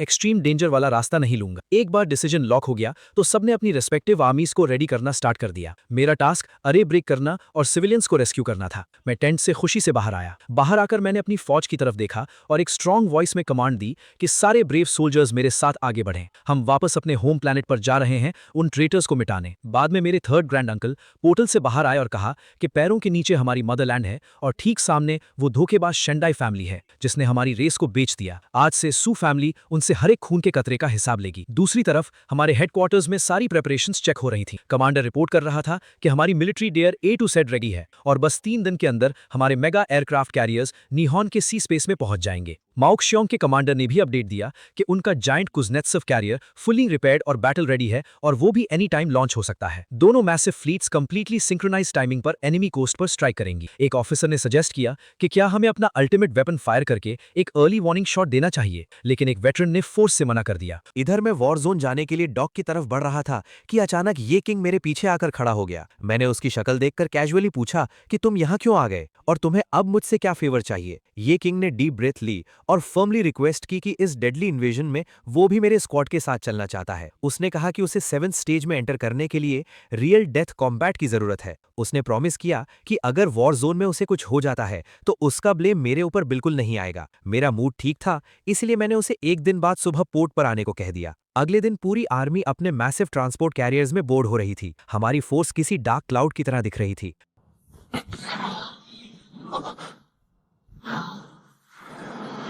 मैं और ये किंग मिलके एक साथ उड़ के वहां पहुंच गए। शिप पर मेरे 3rd ग्रैंड अंकल ने कंप्लेन करना शुरू कर दिया कि तुम इस वीक ये किंग को अपने साथ क्यों ना रहे हो। अगर इस ब्रूटल बैटल में इसे जरा सा भी स्क्रैच आ गया तो उसकी फैमिली वाले हमारा दिमाग खा जाएंगे और डैमेज कंट्रोल के नाम पर कई मिलियन स्पिरिट स्टोन्स मांगेंगे। मैंने हंसते हुए आगे देखा और बोला कि अगर ऐसी माइनर फाइट में वो लोग खुद को बचा नहीं सकते तो किस मुंह से खुद को टॉप टियर जीनियस कहते हैं। ग्रैंड अंकल ने फाइनली गिव अप कर दिया और साई करते हुए बोला, ठीक है जो करना है करो, बट अलर्ट रहना। इसके बाद मैंने ये किंग और घूरते हुए वार्न किया कि अपना कल्टीवेशन शार्प रखना, क्योंकि डेस्टिनेशन आने में बस 2 दिन और 1 रात बाकी है। आखिरकार लंबे ओशन सफर के बाद हम उस डैम्ड नीहॉन टेरिटरी पर फिजिकली पहुंच गए, पर सामने का व्यू किसी जिंदा नर्क जैसा था। ऐसी लैंड जहां लाइफ होनी चाहिए थी बिल्कुल डेड और एम्प्टी थी। ब्लड एनर्जी हवा में एकदम थिन थी। इतनी बड़ी मेट्रोपोलिस सिटी में 500,000 लोगों को उन डेविल्स ने बिना रहम के कंप्लीट सैक्रिफाइस कर दिया था, जिससे हवा में एशेज उड़ रहे थे। कमांडर ने आकर अपडेट दिया कि एरे अभी टूटा नहीं है और इसके अंदर अटैक करना सुसाइड जैसा होगा। मेरे 3rd ग्रैंड अंकल ने मेरे पास आकर मुझे एडवाइस दी कि बच्चे, अपनी औकात से बढ़कर रिस्क मत लेना। ये डिफेंस किसी छोटे मोटे मेज का नहीं, बल्कि उनके मार्शल सेज लीडर ने ओरिजिन लेवल एनर्जी यूज करके बनाया है। मैंने स्माइल देकर कहा कि अंकल, आपको पता है मैं कोई भी आर्म टास्क एक्सेप्ट नहीं करता और बिना गारंटी के कभी हाथ नहीं डालता। अचानक एनिमी बेस के टॉप से शेंडाई जावू का एरोगेंट और इरिटेटिंग साउंड प्ले होने लगा। उसने हम पर टॉन्ट किया कि अलायंस वालों की हिम्मत कैसे हुई उनकी प्राइवेट लैंड पर इन्वेट करने की। मैंने जवाब दिया कि आखिर उसने धोखेबाजी क्यों की। उसने अपने बिट्रेयल को जस्टिफाई करते हुए बोला कि विक्टर ही रूल्स बनाता है, अर्थ जल्द ही डिस्ट्रॉय होने वाला है और हम लोग उन सुपीरियर एलियंस की गुलामी करके कम से कम अपने लिए सर्वाइवल इंश्योर कर रहे हैं। तुम लोग अपने प्राइड के चक्कर में क्यों मरने वाले हो। उसने चैलेंज करते हुए कहा कि अगर आना है तो उनके इस supreme nation protecting origin array को क्रॉस करके आओ। मेरे 3rd ग्रैंड अंकल ने इम्पेशेंटली मुझे सिग्नल दिया कि अब एक्शन दिखाने का टाइम आ गया है। मैंने दोनों हाथ आगे किए और आसमान में फ्लोट करने लगा। मैंने एक डीप ब्रेथ ली और हेवन स्टीलिंग पावर टेक्निक को मैक्स कैपेसिटी पर एक्टिवेट किया। मैजिक की स्पीड से मैंने उस अनब्रेकेबल लगने वाले एरे का फंडामेंटल बेस करप्ट कर दिया। वो एनर्जी शील्ड अब ऑपोजिट डायरेक्शन में उन्हीं के लोगों को क्रश करने लग गया था। वॉल पर खड़ा वो एरोगेंट बुढ़ा घबराकर चिल्ला उठा कि मैंने कौन सा डार्क सॉर्सरी यूज किया है जिससे उसके सीक्रेट बेस का सिस्टम रिवर्स हो गया है। मैंने आवाज एम्पलीफाई करके उसे जवाब दिया कि तुम्हारी शेंडाई फैमिली का ये कचरा एरे कुछ ज्यादा ही रफ और प्रिमिटिव है। जैसे ही शील्ड ब्रेक हुआ, मेरे 3rd ग्रैंड अंकल ने अपनी ह्यूज स्वॉर्ड ड्रॉ की और ऑर्डर दे दिया कि सब लोग इन एलियंस के कुत्तों पर टूट पड़ो और इन्हें जिंदा मत छोड़ना। हमारी आर्मी फ्लड की तरह सिटी में डिस्ट्रॉय करने के लिए घुस गई। अगले सीन में एक असैसिन ने एनिमी के पेट्रियार्क को कहा कि 3 एलाइड नेशंस की highly armoured ground forces Yokohama coast पर लैंडिंग करके मैक्सिमम 20 मिनट के स्ट्रिक्ट टाइम फ्रेम के अंदर फास्ट स्ट्राइक फोर्सेस डायरेक्टली उनके हार्ड जोन यानी टोक्यो बॉर्डर पर स्ट्राइक कर देंगी। पेट्रियार्क एक डेमोनिक सेशन कंडक्ट कर रहा था। वो सेटिस्फाई होकर हंस रहा था कि ब्लड पूल की रिक्वायरमेंट 99% कंप्लीट हो चुकी है। उसको कॉन्फिडेंटली बिलीव था कि जैसे ही वो सराउंडिंग टोक्यो रीजन्स के रिमेनिंग सिविलियंस का last drop of blood consume करेगा, वो डेफिनेटली अर्थ के लॉस को शैटर करके कंप्लीटली नया मार्शल सेज बन जाएगा। उसके सराउंडिंग वैसल्स ग्राउंड पर हेड टच करके उसे चीयर कर रहे थे और उसके सक्सेस होने की डार्क विशेस दे रहे थे।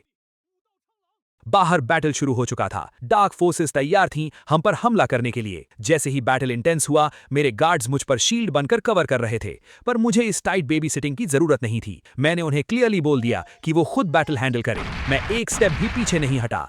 मैंने कैजुअली अपनी फिंगर्स पॉइंट की और उसकी पूरी बॉडी ब्लास्ट हो गई। पावर का इंपैक्ट बहुत ब्रूटल था। शेंडाई जाओ वू ने अपना टेक्निक दिखाया, लेकिन मेरे सामने वो पानी कम चाय थी। शेंडाई जाओ वू गुस्से से मेरे थर्ड ग्रैंड अंकल के ऊपर भड़क पड़े कि वो क्यों उनके एरिया पर हमला कर रहे हैं, लेकिन थर्ड ग्रैंड अंकल उनकी एक न सुने, क्योंकि वो अभी इस खेल को खत्म करना चाहते थे। उन्होंने अपनी वॉइड सेबर एनर्जी को फुली मैक्सिमाइज किया और उसके डायरेक्शन में डैश किया। शेंडाई जाओ वू और थर्ड ग्रैंड अंकल के बीच ये डिस्ट्रक्टिव टक्कर हो रही थी। इस इंटेंसिव एक्सट्रीम क्लैश को देखते हुए मेरे फोर्थ ग्रैंड अंकल ने डिफेंसिवली मेरे सामने पोजीशन ली ताकि मैं प्रोटेक्टेड रहूं, लेकिन मैंने फर्मली कहा कि फोर्थ ग्रैंड अंकल, आपको इस लो लेवल डेथ मैच में मेरा बॉडीगार्ड बनने की 1% भी जरूरत नहीं है। फोर्थ ग्रैंड अंकल आर्ग्यू करने लगे कि थर्ड ग्रैंड अंकल स्पेसिफिकली मेरा ध्यान रखने का ऑर्डर देकर गए हैं। अगर मैं थोड़ा सा भी इंजर्ड हुआ तो वो परमानेंटली ट्रबल में आएंगे। मैंने उनको सॉफ्टली वॉर्न किया कि वो फंडामेंटली वीक हैं। मैं उन सब छोटे लेवल के दुश्मनों को इग्नोर करके सीधा उस मेन अंडरग्राउंड टेंपल टाइप जगह में जंप कर गया जहां एरे का कोर था। वहां पर उनके elite level defenders already ambush के लिए सेट थे। मैंने एनर्जी फिंगर स्ट्राइक ड्रॉप किया।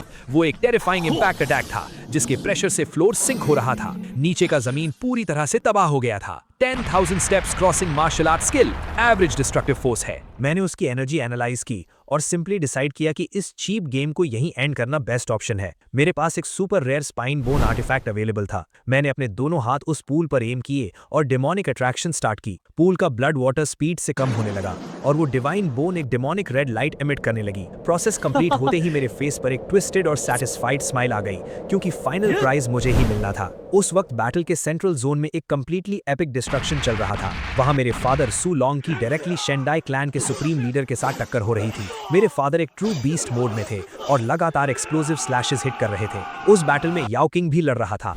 मैंने अपने न्यू डेमोनिक टेक्निक को याओ किंग के ऊपर अपनाया। वो एक डेमोनिक पपेट की तरह इनह्यूमेनली अनसिविलाइज्ड वे में लड़ने लगा। मुझे ये देखकर मजा आया और मैंने कहा कि असली वॉरियर्स सिविलाइज होकर नहीं लड़ते हैं। मीनवाइल अंडरग्राउंड लेयर में वो शेंडाई पेट्रियार्क सडनली रियलाइज करता है कि उसके एक्सटर्नल लाइफ पूल से pure concentrated spiritual power continuous massive scale पर इनविजिबल वॉइड में डिसअपियर हो रही है। उनका गुस्सा आसमान में था। वो चिल्ला रहे थे, कौन सा डिस्गस्टिंग क्रीचर मेरी डेस्टिनी और ब्रेक थ्रू एनर्जी को लीच आउट कर रहा है। मेरा इममॉर्टल सेज बनने का सपना दूर जा रहा है। मैं वहां पर पहुंच गया। मैंने हेविली चार्ज्ड पॉइंट बिल्ड करके उस पेट्रियार्क पर फेटल लॉक लगा दिया था। उस एनिमी बुड्ढे को समझ आ गया था कि वो मुझे किसी भी एंगल से ओवरपावर नहीं कर सकता। हालांकि वो सेकंड स्टेज मार्शल सेज के दर्जे का था। उसने फ्रस्ट्रेटेड होकर मेरे फादर को एक डॉग जैसा कावर्ड कहकर मॉक किया और अपनी इंटरनल पोटेंशियल को कंप्लीटली बर्न करके वहां से एस्केप प्लान एक्टिवेट कर दिया। भागते भागते उसने लाउडली कसम खाई कि जब वो अगली बार बैटलफील्ड में आएगा तो लॉन्ग किंगडम और पूरी रॉयल ब्लड लाइन को जिंदा जलाकर राख कर देगा। मीनवाइल थर्ड ग्रैंड अंकल का फाइट शेंडाई जाओवू के साथ चल रहा था, लेकिन मौत के डर से शेंडाई जाओवू वहां से भाग गया। लेकिन मेरे थर्ड ग्रैंड अंकल ने स्वेयर किया कि वो उन्हें जल्दी मिटा देंगे। लेकिन नंदलेस वॉर ऑफिशियली एंड हो चुकी थी और रिजल्ट एक एब्सोल्यूट विक्ट्री था। मेरे थर्ड ग्रैंड अंकल ने अपनी स्वर्ड स्काईवर्ड्स पॉइंट करके सब सोल्जर्स को रिलैक्स और चीयर अप करने का ऑर्डर दिया। उन्होंने लाउड और रिस्पेक्टफुल वॉइस में सबको इंस्ट्रक्ट किया कि बैटल ग्राउंड को प्रॉपरली क्लीन किया जाए। हमारे जितने भी फियरलेस और ब्रेव सोल्जर्स इस कॉम्बैट में शहीद हुए थे, उनकी ग्लोरियस बॉडीज को फुल मिलिट्री ऑनर्स के साथ वापस लॉन्ग किंगडम ले जाया जाएगा ताकि उन्हें हमारे नेशनल मार्टियर सिमेट्री में रेस्ट मिल सके। और उन्होंने उन तमाम डॉग फेस ट्रेटर्स की तरफ देखते हुए फाइनल ऑर्डर पास किया कि इन कचरों को केरोसिन डालकर आग लगा दो और इनकी इंप्योरिटी वाली एशेस को हवा में पूरी तरीके से स्वीप कर दो। ये डायरेक्ट विक्ट्री कमांड पूरे बेस पेरिमीटर पर कंप्लीटली रिस्पेक्टफुली एक्सेप्ट की गई। हे दोस्तों, इस वीडियो को देखने के लिए आपका बहुत बहुत शुक्रिया। प्लीज इस वीडियो को लाइक और शेयर जरूर करें। तो प्लीज इस वीडियो को अपना पूरा सपोर्ट दें और ऐसी ही नई नई स्टोरीज के लिए चैनल को अभी सब्सक्राइब कर लें। मिलते हैं अगले वीडियो में।